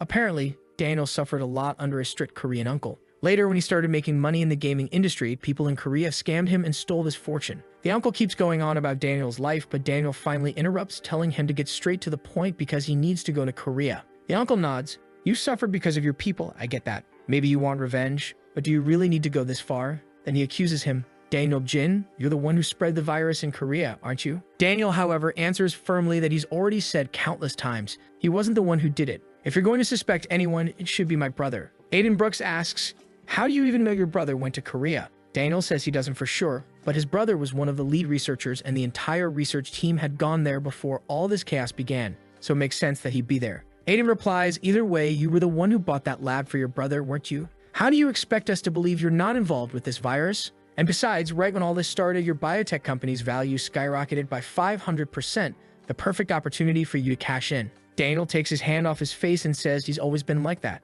He always said Koreans deserve to go to hell. What the hell? Aiden Brooks looks confused. Wait, are you telling me that Elliot Jin, the one who supposedly wanted to save humanity, actually hated Koreans? Daniel fires back. Do you really think I told my brother, hey, build a zombie virus so we can release it in Korea? Come on. I was focused on building my game, making money, and trying to help humanity. And now, while we're sitting here talking, people are dying in Korea. Tech and medical agencies can't even come up with a vaccine. And if this virus really did originate from our lab, then we're the only ones who can stop it. Hayden responds coldly, don't worry, the vaccine will be developed on American soil. Daniel snaps, wait, you're not seriously planning to bring an infected person here, are you? The man says no, they're not planning to because it's already on its way. And that, folks, is exactly how things spread across the world. Brilliant. Aiden then asks the woman beside him, any updates on Elliot Jin? She answers, unfortunately, no. No contact from any agents. Morris Blake, a CIA officer, says that Daniel is still the main suspect because everything he said so far matches the available intel. Kimberly Rosa, a Latina agent, adds that until they confirm what really happened with Elliot Jin, they can't release Daniel. Daniel then offers a compromise. We can change the plan. I'll go with you to Korea. I won't be alone. You can keep me under watch wherever I go. I'll stay under CIA custody the entire time, and I'm sure that once I'm there, Elliot will come looking for me. No one knows my brother better than I do. So is he going to Korea to save humanity? Of course not. Take a look at the title of Chapter 22, Park Sungbin. And speaking of that bastard, there he is skating down the street. 2 days ago, on the same day, they went out looking for the ambulance. He's skating and muttering, damn, this fog is really messing things up. I've only got 30% battery left and I need to find a place to recharge this thing fast. At least I'm almost at Chang'an. I just hope those idiots haven't changed their destination. Either way, even if they're not there, they're probably trying to cross through Line 5. I'll check that station. Sooner or later, I'll run into them. Then a zombie comes straight toward him. But Songmin's got guts. He steps down like it's nothing, grabs his knife, and stabs it in the head. Calm, he is not. He mutters that stabbing something in the head with a knife actually feels kind of satisfying. It's way better than punching. Now he understands why some crazy people turn into serial killers. Clearly, this guy isn't alright. Suddenly, he hears gunshots probably from nearby. He gets up confused. Who the hell even has a gun in Korea? Maybe the military. If there are people with guns, now that's something serious. But if those damn soldiers really have weapons, why aren't they killing these infected? He decides it's best to go check. Apparently, he hotwired a car or stole a battery because he's back speeding off. More gunfire follows, this time much closer. What surprises him is that there have already been more than 10 shots in total. Then someone nearby shouts, "Are you a survivor?" It's a man in a military uniform saying, "Kid, you shouldn't go that way. Is crawling with infected. I'm badly hurt, can you help me?" Songbin looks at him, steps inside the house and asks if that's true. The man's covered in cuts and says, "Yeah, I'm not lying. There are some survivors about 300 meters from here. We were supposed to meet at the hotel in Unsiduk. But then that monster suddenly showed up and everything turned into chaos. I barely made it out. My leg's useless now, but at least I wasn't bitten. My group probably thinks I'm dead. My friend ran to the house where the others are to ask for help." Songbin kneels down and says, "Stay calm. At least you're alive. I'll help you." "But who were those soldiers and survivors? I heard a lot of gunfire." He pretends not to know anything, and the guy spills everything. "I'm not a soldier. One of them's a man who escaped from North Korea, and the other two are just students." Right away, Songbin's face changes. He asks, "Wait, what? A man from North Korea?" The man nods. Then Songbin asks something specific. "Was there a tall girl among them, around 1.70 meters with long black hair?" The man says, "I remember the group and there wasn't any girl. There was an older man around 50, the North Korean guy, and a boy with glasses." Then Songbin asks, "The man from North Korea, was his name Kang Hakyul?" The man replies that his friend talked to him over the radio and thinks that might have been the name, though he's not completely sure. Songbin says, "Kang Hakyul, Jung Minjin, and Han Yena. They're my friends. I've been looking for them. I really miss them." The man, still confused, asks, "You're sure?" And Songbin nods, saying yes, he needs to help them, then asks if they're in that house. The man says, "Well, judging by those gunshots, maybe something went wrong over there too. On the other hand, they went to get a working ambulance, so there's a chance they survived. The problem is, with my leg like this, I can't move unless I find some kind of vehicle or something. Do you think you could help me find a motorcycle or anything like that?" But Songbin isn't listening to a single word. He's thinking to himself, house, ambulance, hotel, sky, not bad. I didn't expect to get all that, but it really helped, old man. The man asks, "What are you talking about?" Songbin says he's going to grab something from his backpack to help him. After all, there's a good chance he's going to die soon anyway. The man agrees, saying that's true, but asks what he's planning to get. Obviously, Songbin replies that he's going to do him a favor, help him die quickly, since he's not getting out of this apocalypse alive. The man, terrified and confused, stammers, "What are you talking about?" Songbin tilts his head and says, "Aren't you scared of dying alone? Don't worry, I'll help you." Then come the screams, the sounds of stabbing echo through the place. But finally, something goes wrong for him. His motorcycle runs out of gas. Still, now he knows what he needs to do. He just has to figure out where the Sky Hotel is. 2 days later, we're back with the protagonist. He says, "But in the game's story, there was nothing about zombie immunity.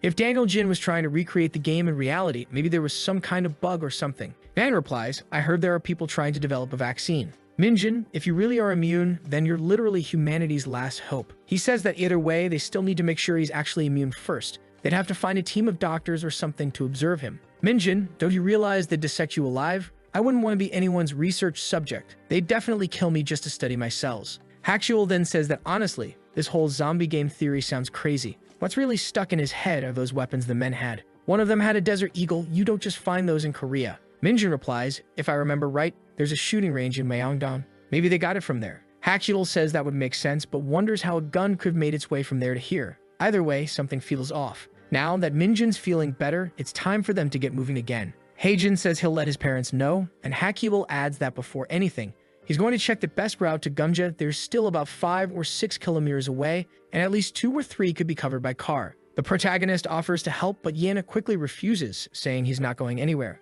"What if you collapse again?" He looks confused. "I'm fine now. Can't you see?" But she insists if he goes, she's going too because she's not letting him go alone. Hakyul chimes in, "Yena, you're acting weird. Why do you want to stick to Minjin like glue?" Her face turns bright red, embarrassed and angry. "It's not like that. He almost died, and now that he's awake, he's already trying to run off again. Something's not right." The protagonist starts to ask why she's so mad, but she shoves him and snaps, "Do whatever you want, die alone, idiot." Minjin still doesn't really get it, but doesn't dwell on it either. "Let's go, Hakyul."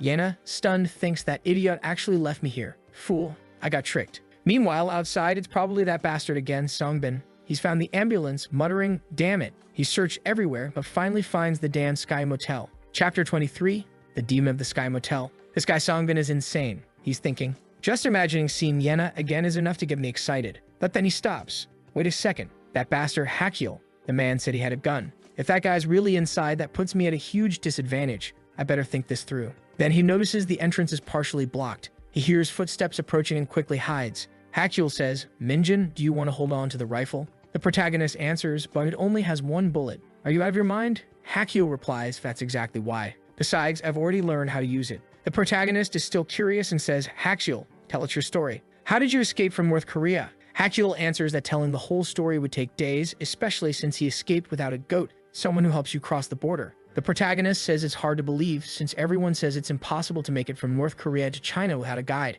Hakyul nods, saying it's almost impossible and that he had to fight for his life. From a distance, that man is just watching. Dan, Hakyul, and Minjin are heading out. Crap, that guy actually has a gun. Are they going out to scout around? That means Yena's alone and defenseless inside the hotel. Even if there's another man in there, he's definitely not more dangerous than me. Moments later, zombies are swarming through a garage while Minjin and Hakyul move cautiously inside. The protagonist asks if he's ever used a gun before, even as a kid. Hakyul says yes. The first time he killed someone with a gun, he was still a child. What the hell? He really is a demon. He explains that his uncle managed to escape North Korea, and because of that, his whole family was branded as traitors. His relatives were taken away, tortured, and most likely killed. After that, a particular soldier kept coming to torment him and his little sister. One day, while being beaten again, that same soldier let his guard down and Hakyul managed to grab the gun and pull the trigger. That was the same day he began his journey with his brother. He was only 12 years old. The protagonist is shocked. When I was 12, I was eating instant noodles and playing League of Legends. He asks if everyone in the North is like Hakyul, and Hakyul says no. Most people aren't seasoned survivors. They're weaker, thinner, and smaller. Honestly, I'm not special either. I just have a lot of experience because I spent 2 years running for my life. The protagonist asks, well, do you ever plan on going back? Hakyul replies, of course not. Never. The scene shifts to room 203. Yena looks gloomy and her mother asks, girl, Yena, why are you so sad? She answers that she doesn't really know. It's just that her friends have been annoying lately. Minjin's weak, but he keeps going out there and risking his life. Her mother tells her she should be grateful since he's risking himself for everyone there. And Hakyul's with him too, so you don't need to worry. Yena nods, saying she agrees. She doesn't worry as much when Hakyul is around, but she's still confused. She doesn't really understand her feelings, she's just upset, and they irritate her. If both of them die out there, what am I supposed to do? Her mother looks at her and asks, Yena, do you like your friend? Ayana freezes for a second, wide-eyed. Of course not. Her mother smiles gently and says, you might not know yet, or maybe you already do. Now the poor girl's left wondering, do I actually like that idiot Minjin? No way. But then she keeps thinking about him. Why am I thinking about him so much? Maybe from an outsider's point of view, it would make sense. But she concludes that's not it. It's not that she likes him. It's just that now he's the only person she can really rely on. That's all. Then she remembers Minjin saying, Lana, you've changed a lot, even caring about a loser like me. At that moment, she realizes she really has changed. The world's ended and now everyone's on equal ground. Before the apocalypse, she wasn't just from a rich family. Everyone thought her life was perfect. And her mother would still say, what are those shorts?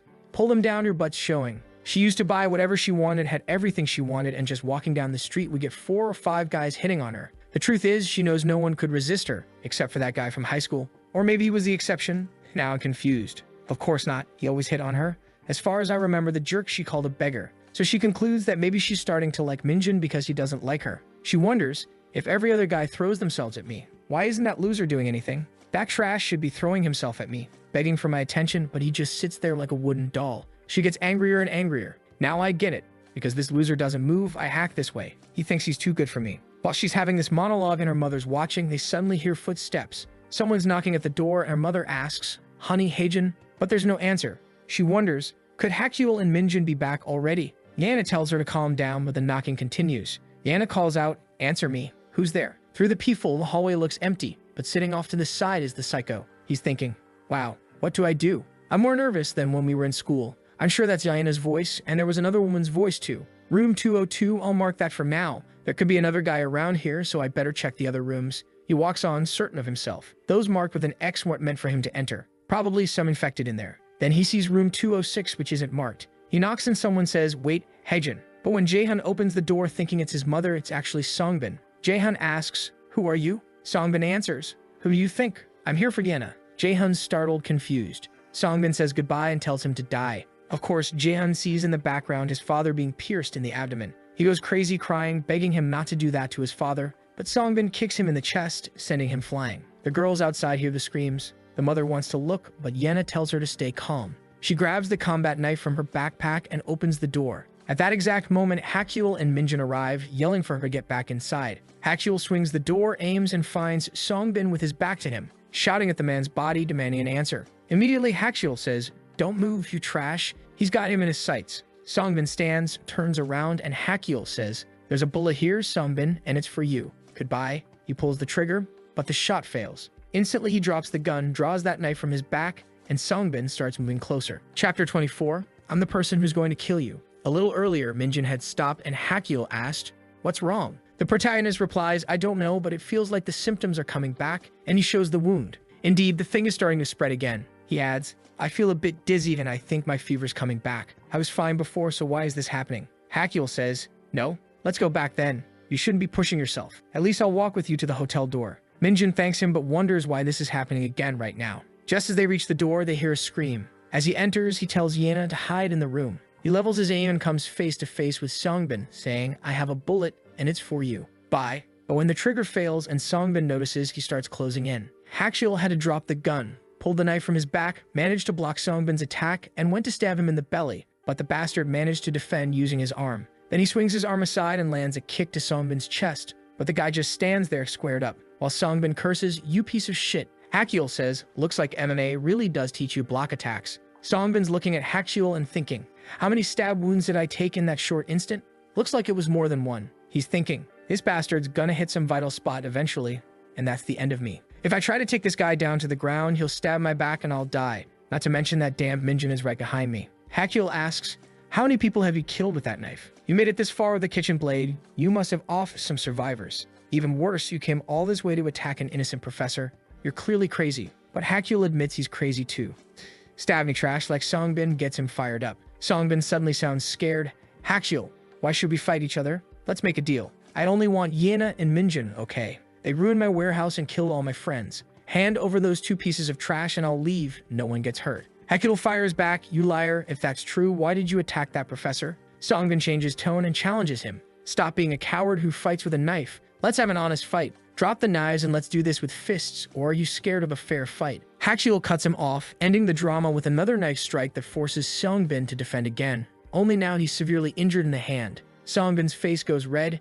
He explodes, demanding the bastard answer. But then his expression shifts and he trembles. Please let me go this once. He raises his hands and says, sorry for attacking that man. He might not be dead yet. I'll do whatever it takes to keep him alive. Hakyul looks at him and says, sorry, but your crimes can only be paid with death. I'm ending this now. Songbin says fine, then grabs his backpack to shield his chest, and knowing he's going to lose an arm, decides at least he'll try to kill Hakyul and throws himself forward. Hakyul is taken aback and for a moment doesn't know how to react, and the man lunges with his hand on the knife. He plants his other foot behind the leg and manages to fall on top of Hakyul, seemingly pinning him with an arm so he can't strike. Hakyul's face goes red while Songbin says the bastard had underestimated him. But then he's shocked. Minjin is coming at him with a bat. From his face, it looks like he's about to swing, but then a pain hits the abdomen. My god, this can't be happening. Hakyul's shouting for Minjin. His eyes roll, he drops the knife, and he passes out. Unbelievable. How can he faint so fast? Songbin turns, frightened, saying the bastard was going to smash his head in, asking if the damned kid really wants him dead, while the protagonist wonders why everything sped up all of a sudden. His whole face is flushed and he says he can't even stand. The dizziness is hitting him hard. I want to blame him, but you can't know how hard it is to deal with the outbreak. Take it easy. Songbin says, well, with Hakyul down, only the kids left. It's just great that I lost my hand because of this bastard. I'll make sure you don't walk away from this. But Minjin's losing it. He drops the bat, is screaming, and Songbin looks and asks, what's happening? Seeing the protagonist, he wonders, what happened? Did that guy get infected? If that's the case, I'll have to kill him anyway. But then Minjin turns and starts banging on room 205, the one marked with a red X. Songbin, confused, says, wait, are there zombies in that room? The protagonist keeps pounding while Songbin tells him to wake up to reality. Why would he rather be bitten by zombies than die at his hands? Songbin moves in, saying he won't allow that. Then the doorknob finally turns and the protagonist falls in there. Songbin stands frozen, not understanding, and the zombies begin coming out of the room. Does the protagonist have immunity? He's standing behind all of them, just watching. Songbin can't make sense of it. Hakyul asks what Minjin did. The protagonist is just there in the background, staring. Flashback to that day when a bunch of thugs gathered at Minjin's house. Songbin had said, Minjin, dance for us before Yena shows up. He even told him to take off his underwear and dance. What the hell, Songbin? What the hell? The protagonist gets thrown to the floor, kicked in the spine, hammered, hit with a brick, kicked in the stomach, cursed at, yeah, delightful stuff. The protagonist realizes his life sucked because of that guy. Then suddenly, he yells for the zombies to kill that piece of shit Songbin. What the hell? Can the protagonist control zombies? The monsters obey and start running. Hakyul lies bewildered on the floor. He sees the adjacent door and has no idea what's happening, but decides the best move is to get into one of the rooms. He tries a door while Songbin has to fight the first zombie. Songbin slashes to the side and finishes it, but another one comes at him. The bastard lands multiple hits to the head. He calls for that shitty Minjin and looks around, but the kid isn't there. He wonders where the bastard went. More zombies appear in the background. Songbin is terrified. Inside the room, Hakyul is baffled, wondering what happened to Minjin. He's entered Jaehan's room and the kid inside is calling for his father. Meanwhile, down the corridor, the zombies are heading towards Songbin. He spots room 210. With no better option, decides to go inside and slams the door shut. A bunch of them pile up outside, but of course there was another one inside. As zombies pound the door, the protagonist stands calm in the hallway. Inside the room, Hakyul's shouting for the professor, asking if he's okay. The poor man says it's over for him. Hakyul asks what he's talking about.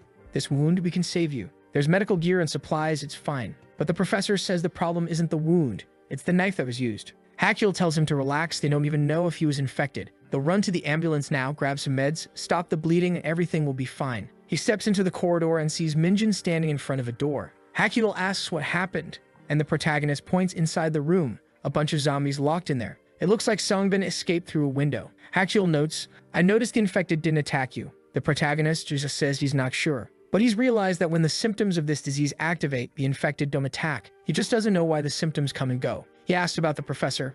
Hakyul says the wound isn't too bad. Before he can explain more, the mother and Yana arrive, asking how the professor is. The professor tells Yana to apply pressure to the wound while he goes to fetch supplies from the ambulance. Meanwhile, the protagonist has the gun and asks if that last bullet will fire now. Hakyul takes out the magazine, reloads it, pulls the trigger, hears the click of a properly loaded gun, and says, now this should work. He says that bastard Songbin can't be far because he's lost too much blood, but first they need to take care of the professor. Wow. But the protagonist says no, he wants to kill those men with his own hands. All he asks is that they look after the professor. Is the protagonist really going hunting? And he does. Alright, let's see what happens. He's following the trail of blood down the street. The problem is, the symptoms in his arm are starting to fade. If he doesn't move fast, soon the zombies will start noticing him. Blood on the ground, hordes of zombies running. Songbin, exhausted, says he has to survive no matter what. He hides behind a pillar, but he's covered in blood. He knows he needs medical treatment fast and calls himself an idiot for not stealing that ambulance before he escaped. In another house, the blood trail leads inside. He's there,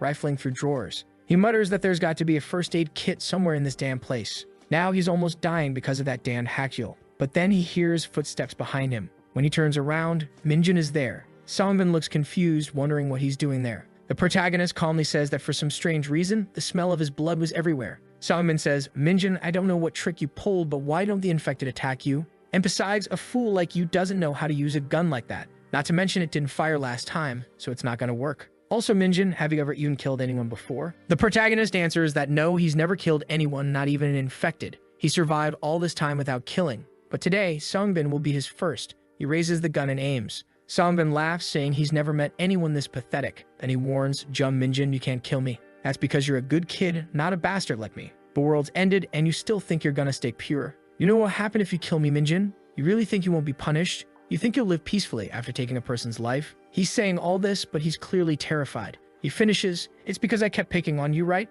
I'm sorry I messed up. You're right. I thought we were friends, that it was all just fun, you know? I feel bad for everything I did. But through the scope, the protagonist just says that even if the world hadn't ended, garbage like him doesn't deserve to live. He pulls the trigger. Boom. Headshot. The whole room's splattered. My god, Minjin, you're insane. The kid drops the gun, shaking, terrified. But look at his work. On the floor, lifeless. Finally, our protagonist turning into something else. First headshot down, and he's got immunity on top of it. Now Minjin's walking through the streets, feeling unstoppable like he's Superman, forgetting the infection's already faded. But his expression changes when he sees Yana standing there. She runs to him, hugs him, starts crying, saying the professor's dead. Or is he? Turns out he's lying in bed saying, honey. The guy's smiling more than I am reading this. He says, see, I told you I'm fine. He looks at Heijin, who's crying, and says he never mentioned it before. But the truth is, he's had cancer for months. He wouldn't have lived much longer anyway, so it's okay. They shouldn't be sad. All he wants now is for them to focus on finding his sister. That's life. Everyone dies sooner or later.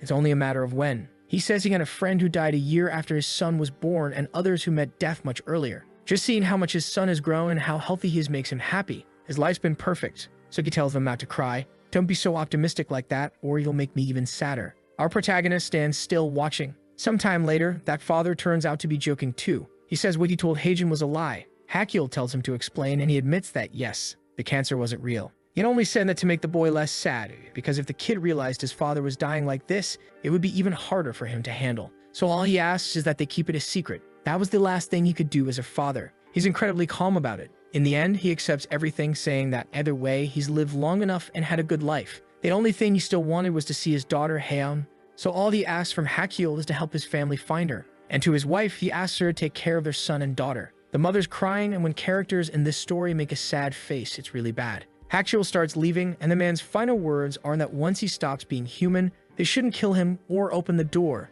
Just leave him locked up, and he'll die of hunger. Or maybe one day it'll develop a cure and come back for him. That was the only chance he had left. With that, Hakyul looks at the man lying there, turns around and leaves. On the hotel rooftop, Yena asks, "Do you think there'll really be a cure someday?" Hakyul answers, "Well, I'm no doctor, so I can't say for sure, but nothing's impossible, especially because, strangely enough, just like the professor said, when someone gets infected, they stop being human and don't even need to eat anymore. Of course, it would be better if a cure appeared soon, but there's not much they can do now." Then Yena asks what happened back in the hallway. Hakyul explains that for some reason, the infected didn't attack Minjin. He turns to the protagonist and adds, "Minjin, it looked like you gave them orders." Nana looks confused, saying that doesn't make any sense.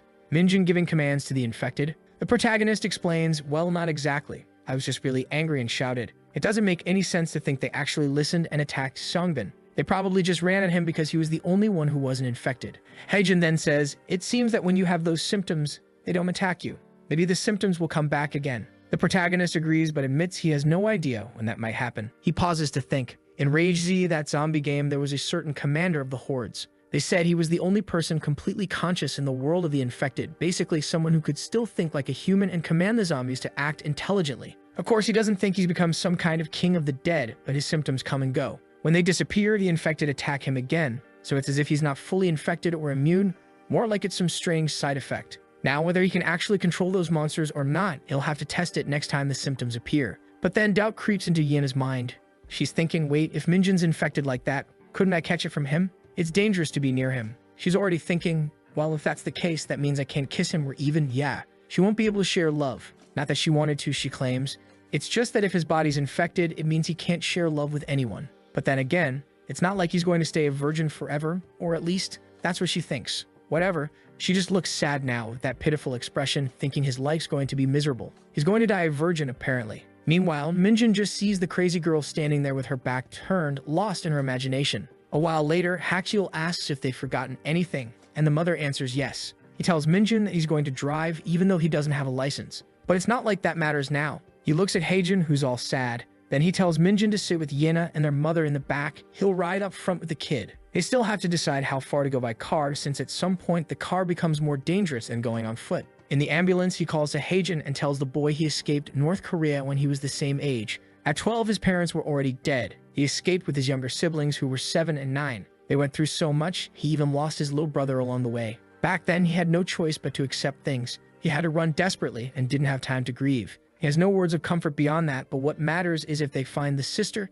he's the only one who can protect her and their mother, so he has to keep his head straight. He's not a normal kid anymore. That settles it. It gives the boy a purpose. Now he'll focus on saving everyone and maybe ease the pain of his father's death. Look at the boy's face, focused like someone who's accepted the mission. Suddenly, Hakyul's expression changes and he says something's coming. A spiked armored car pulls up, carrying a zombie mounted on a cross. Everyone's asking what the hell that vehicle is and why it's heading their way. He tells everyone to duck while they stare in confusion. Hakyul says, I have no idea who's inside that thing, but whoever they are, they're dangerous. Chapter 27, The Road to Gunja Station. Yena inside is scared, asking what it is. Minjin is confused. The zombie on the stake is alive but dead. The worst part is the car stops beside the ambulance and Hakyul wonders if the people inside know they're there. He's already reaching for his knife, saying they'll have to fight at close range. If there's more than 2 of them, it'll be dangerous. An infected approaches, a window on the armored car slides open, and a silenced shot hits the zombie in the head. Someone inside says, wow,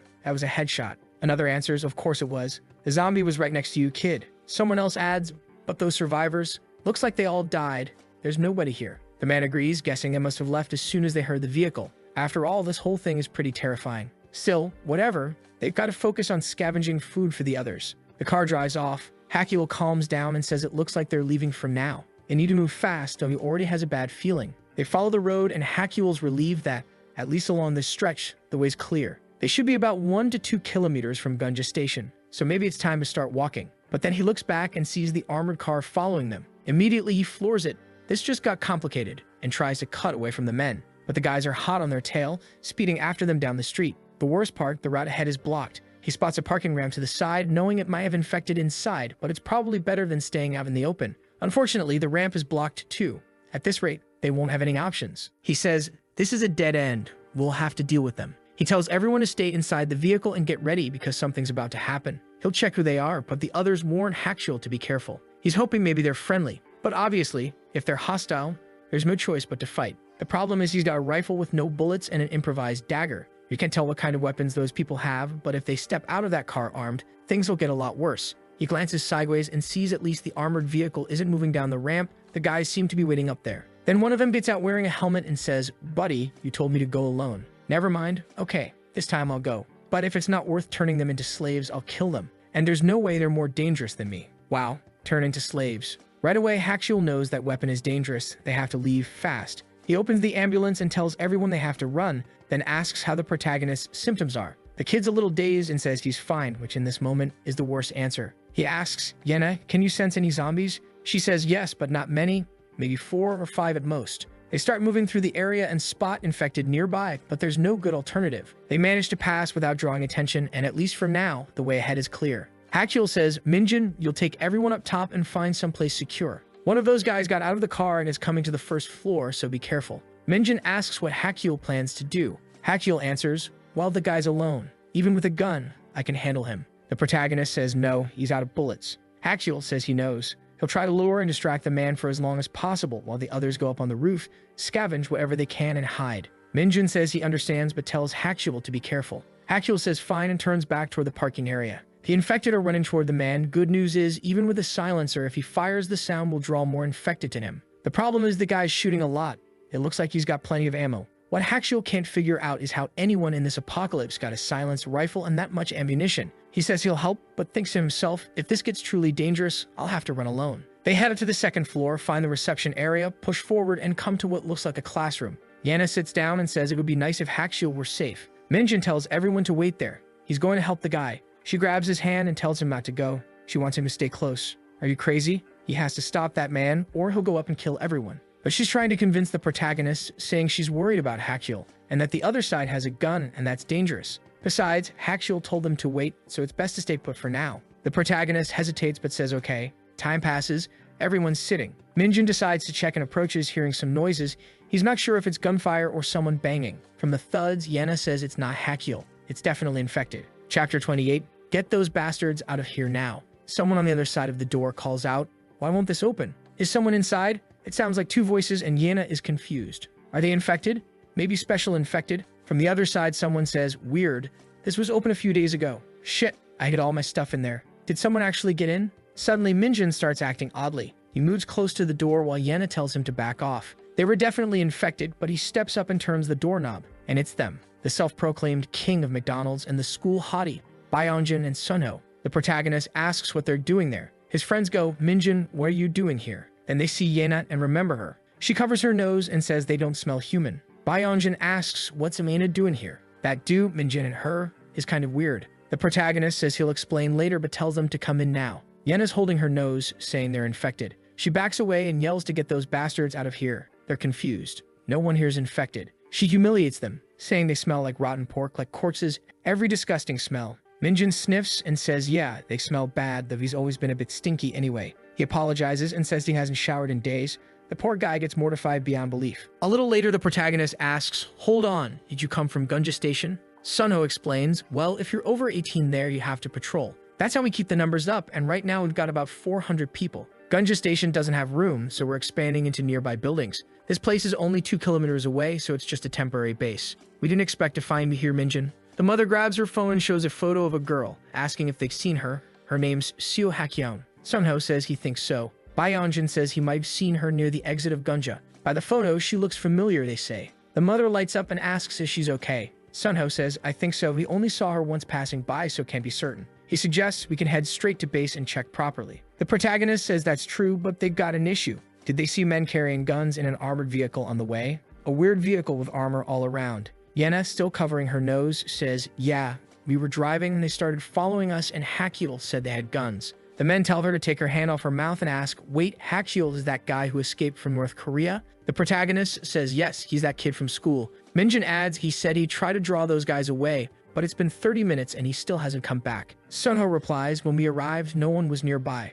Want us to check the roof? The protagonist agrees, but oddly Yena grabs his hand and says, Minjin, stay here with me. Isn't it better to just send those two to look? Or if not, take her with you. They stare, both a little confused by how close Yen is getting. He says, don't worry, he's just going to check the roof with his friends and scout the area. She says that's fine. There's no way these men will betray our protagonist. Look at their faces, those don't look like villain faces, no way. They climb the stairs to the roof. The protagonist scans around and indeed the armored vehicle isn't there. He says the vehicle should have been right out front. Is Hakyul still alive? If the enemy had fired, I'd have heard it, unless they used suppressors. Even with suppressors, you'd hear something. Suddenly, Byongjin grabs him by the throat and the obvious happens. The fat guy wants to know if he's dating Yena. He asks, are you crazy? Yena and I aren't anything. Byongjin snarls, you're lying. If you don't tell the truth, I'll throw you off this building. Sunho says, Byongjin, Yena's not like that. She openly hates every loser like us. She's the school's goddess. Don't worry, she's just a damn liar using Minjin. Still, she's so amazing I'd forgive her for it. The ultimate worshipper. Byongjin adds that when she looks at him with disgust, he doesn't even mind. The protagonist mutters that they're both psychopaths. Now they start mocking the protagonist, demanding to know why he, the person she hated the most, is suddenly close to her. If that's not dating, then what is? Minjin tells them to calm down, he'll explain. Since the beginning of this whole mess, they've been together. The guys get irritated that he keeps calling her just Yena. Clearly, it's a relationship. Minjin explains that the only reason she seems a bit attached is because she panics whenever they get separated. It's got to do with her missing family. Apparently, he's someone she can rely on now. Byongjin keeps pressing. If that's not dating, then what is, huh? How far did you two go? The protagonist snaps and tells them to quit that nonsense. The important thing right now is finding Hakyul. Then Sunho mentions he heard some gunshots near the warehouse too, but there are so many people stationed there that he doubts it's the same person. The protagonist asks, but how are you guys even okay? Your weapons are just axes. How do you deal with people who have guns? Byongjin says they're fine. They've got radios. When they get surrounded by zombies, they call for backup and the ones with firearms handle it. But it's been a while since they've heard from that group, so maybe those people fled. He's not sure if it's the same crowd who were around the station back then. Sunho says, if you're worried about Hakyul, we can head to Gunja right away. The protagonist hesitates and Sunho adds, you should take the chance. The place is getting crowded and they're being strict about who they let in. You've got a good shot since you're with us. After a few checks, they'll probably allow it. Then Minjin notices that the radio they're using is the same model as Hakyul's. He remembers it belongs to that older man and asks if they can try connecting to him. But then he realizes Hakyul didn't take his radio, it's still in the backpack. Byongjin says he'll try anyway and speaks into it. This is Byongjin. I'm at the Grand Plaza on Shionho Avenue. We found 4 survivors. They're friends from our school.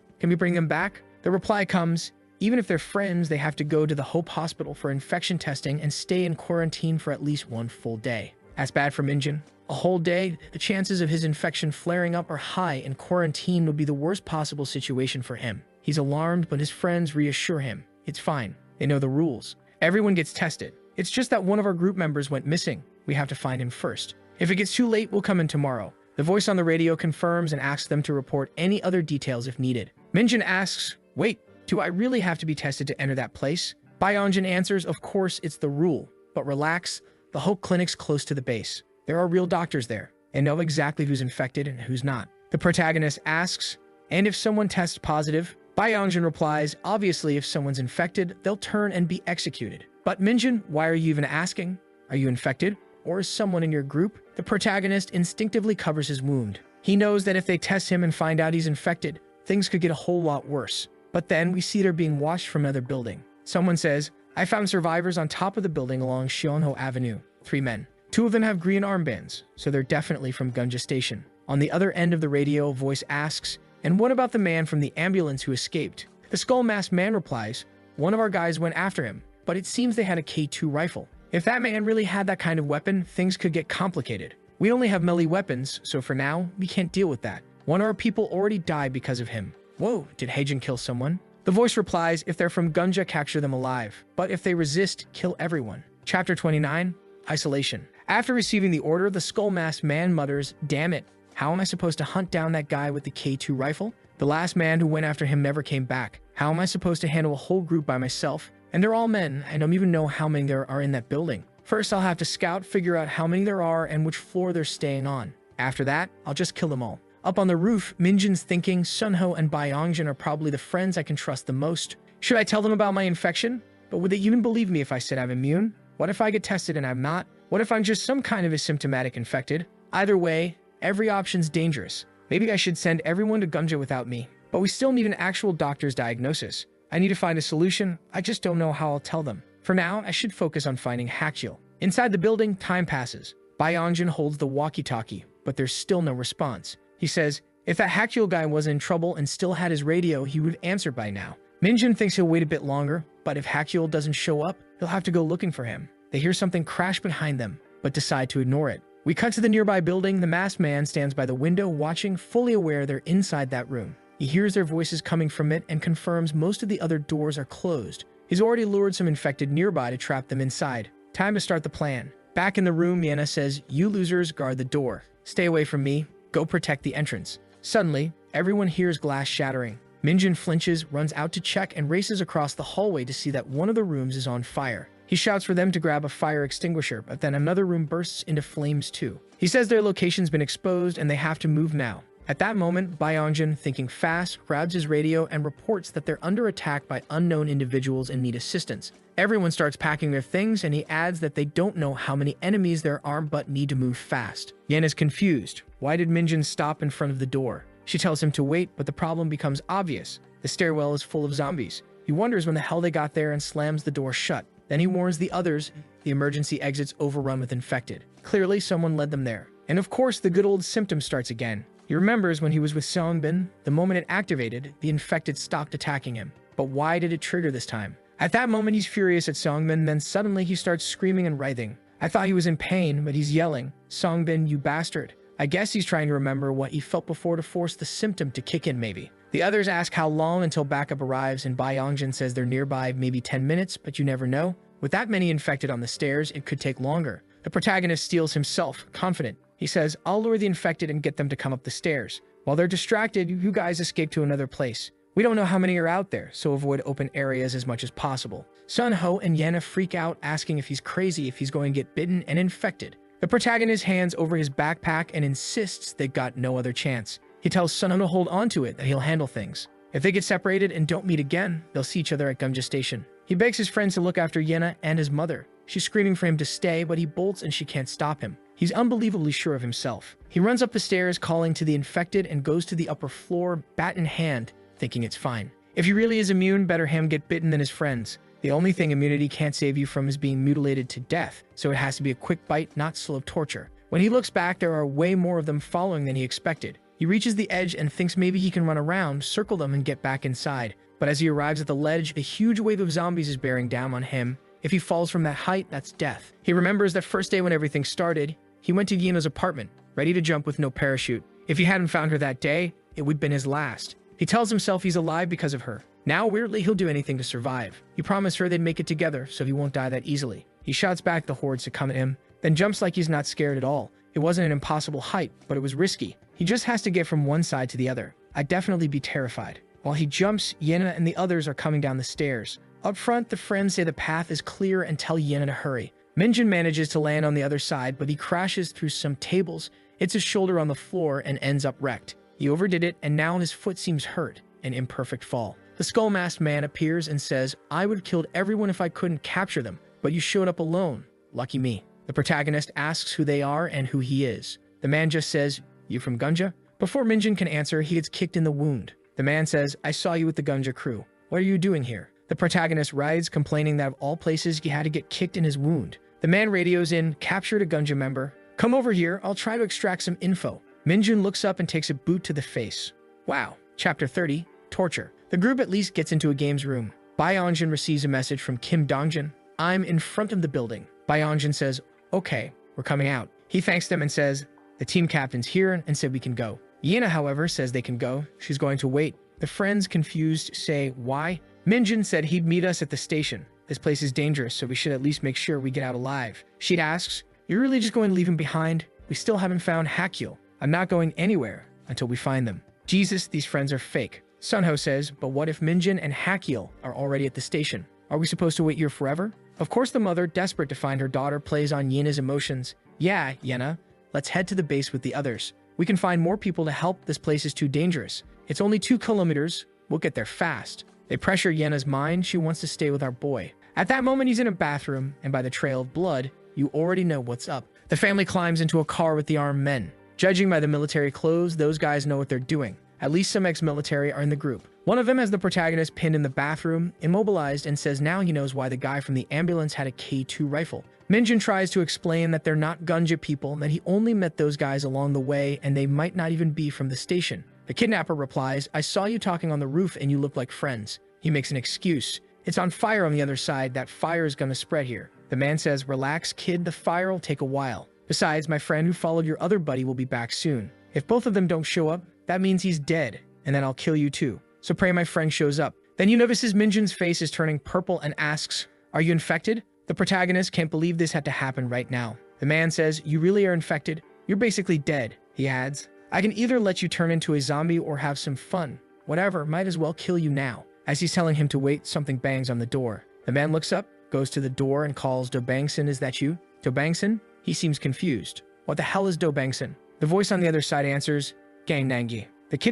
The kidnapper relaxes and says, it's you. Good thing you came back. Of course, the second the guy turns and thanks him, it's Hakyul on the other side with an M4 aimed at his head. The protagonist is stunned and looking over sees the legend walking in. Hey Minjin. The protagonist is excited. Hakyul says he was on the construction site next door. Minjin asks what happened. Hakyul explains it was hard to get the man to drop his guard, but he finally did. The protagonist says, you look different. There's no way you're just a student. Are you special forces or what? Hakyul replies, you think I'm a spy? In this world, you've got to risk your life if you want to live. Now tell me, where's Lena and the rest of them? The protagonist says, we found some of my friends and it looks like they're heading to Gunja Station. Hakyul asks whether they're trustworthy. The protagonist says they're Byongjin and Sunho from school, friends he's known for a long time, and that there are some soldiers who seemed reliable. Hakyul says fine, then they need to get out of there. The protagonist apologizes because he'll have to be carried. His foot got hurt when he jumped from the other building. On the street, he says the symptoms are coming back for some reason, and the problem is if he arrives at Gunja Station and they treat him like he's infected. The protagonist asks, who are these people and what are they doing? Then we cut to a flashback. Obviously, to get the code out of the guy, Hakyul had to torture him. Completely wrecked, the prisoner says, I gave you the password. Also, we don't have a main base. We're always on the move. Right now, we're operating around Zhongxian. We'll probably be somewhere else by tomorrow. We're just ordinary people from the provinces. Hakyul snaps, you're lying? Ordinary? No way. Yesterday, some scumbag stabbed my friend. Depth wasn't the issue. The real problem was the blade covered in blood. Because of that, he got infected. We left him behind and now we're trying to find a cure to save him. I know that's almost impossible. So what do you think? This knife here is the same kind we used to kill infected when we were running away. If I stab you with it, you'll get infected too. I'm not trying to kill you. I'm running an experiment to see if blood straight into the vein really transmits the infection. All of that to threaten the idiot. He answers, we were from Zhongxian, one of the provincial prisons. When the virus spread, the prison became chaos. A lot of people escaped, me included. Once everyone heard Seoul fell into chaos, we ran and ended up here. Akyul understood, the group is a gang of criminals. Classic excuse, we're not evil bandits. Akyul says, no, all bandits are bad. Now if he wants to know how prisoners who escaped don't have weapons like that, did they kill a special forces operative or what? The prisoner says he didn't get it himself. Someone in their group did. A few days ago, a strange helicopter dropped a crate. Inside were guns, grenades, all kinds of stuff. Yep, real PUBG vibes. The prisoner adds, looks like one of those crates ended up with our leader. Another weapon was taken from a dead soldier. We have some grenades, but it's not that impressive. The guy even has a silenced M4 with a scope and says it's nothing special. Hakyul tells the protagonist, looks like someone's deliberately dropping weapons around. Could be to create chaos or maybe to arm people, but something weird is going on. Of course, the protagonist remembers the crate. He's already thinking of his game. At that moment, both of them are confused. There are a bunch of bodies on the ground and a sign warning anyone who approaches will be shot. Are you crazy? Let's get out of here. Seeing burned out cars and dead infected, the protagonist asks, have we reached Gunja Station? From above, there's a soldier with a gun and they notice him. He's taking aim. I don't know if Minjin thinks he's Professor Xavier or Magneto, but he looks like he shut his eyes when a bullet comes toward him. In fact, the shot hit a zombie behind him. The bad thing is gunfire will attract more monsters, so for now they have to hide. They duck into a side corner. Chapter 31, Safe Zone. Minjin says, Hakyul, if the infected don't attack me, why did you go first? Hakyul answers, no, we came together and we'll go in together. Unfortunately, they find the wall blocked and zombies are closing in behind them. With no other option, Hakyul readies his silenced rifle and starts firing. A guy up front tells them to run in, the protagonist throws himself forward. They both get through and Hakyul breathes a sigh of relief. But obviously, the soldiers tell him to drop his weapon and raise his hands, warning that if he's from another armed group, he'd better not try anything stupid. Naturally, everyone wants to know where he got that M4. The protagonist says, wait, isn't this Gunja? My friends should have arrived before me and with some people. but the soldiers just bark back, telling him to shut up and answer their questions. "Where are you from?" they demand. Hachiel replies, "We're just students." Worst answer possible. The soldier scoffs, "Yeah, right. No random student fires a rifle like that. Stop lying." Hachiel explains that a few days ago, a group from Gunja left in a vehicle and was attacked. Their own group, our protagonist group, was attacked by those same men and chased by them. The soldier yells, saying he must be with those lunatics, and demands an explanation. Another soldier wearing a cap tells him to calm down. They're just on high alert because of recent incidents, and they need to confirm everything first. But before anything else, they'll have to go through quarantine. They ask if either of them were bitten, and both say no. The good news for Minjin is that the symptoms finally start fading. He then says, "Oh, Byongjin and Bei Sunho, those guys are my friends. They must have just arrived here." The soldiers ask, "Wait, those two came back with other people? That's strange. Shouldn't they have gone through inspection first?" One of them answers, "They were on patrol, so I don't think so." He then radios in to report that the newcomers, Hachiel and Minjin, have arrived and tells them to wait. But Minjin looks tense. Bei Sunho had come back, but Byongjin hadn't. There were two more survivors with them, a woman and a boy. Minjin freezes, asking, "Hold on, something's not right. They should have been here by now. They came down the same street." On the radio, someone answers, "It seems one of the survivors with them insisted on staying behind to look for a friend. Byongjin stayed with that woman. Either way, the order is to escort both of them to quarantine." Minjin quickly asks, "Please confirm on the radio, was the one who stayed behind Yena?" But Hachiel already knows it is. If someone stayed back to look for him, then it could only be her. And apparently, Byongjin stayed too. Minjin then steps forward and says he has to go back. That friend stayed behind because of them. The soldier tells him to calm down, and they'll send a team to bring them back. Besides, it's getting late. According to the rules, no one is allowed to leave after 6. Since they're already inside the territory, he can't just walk out. First, they'll be taken to the hospital for testing. With no other choice, Hachiel helps the protagonist to his feet. As they walk, Minjin looks around and comments, "Wow, this place is huge." The soldier nods, saying, "Yeah, we've taken control of the entire Gunja station. There's a massive number of survivors here. Several soldiers and ex-military have joined us, so we're finally expanding. This outer area is the furthest zone from the base. As you can see, there are barricades everywhere. Any area marked with an X means is crawling with infected. That large building up front is what we're trying to clear, but it's been rough. Still, if we can secure the lower floors, we'll be able to take in more survivors." Hachiel is impressed. "How did you manage to save so many people and get organized this quickly?" Meanwhile, Minjin, on the other hand, has a strange feeling. In the end, this inspection might end up giving a like on this video that helps Mamoru make more juicy content for his viewers. Activate the cheeky little bell, and I'm out.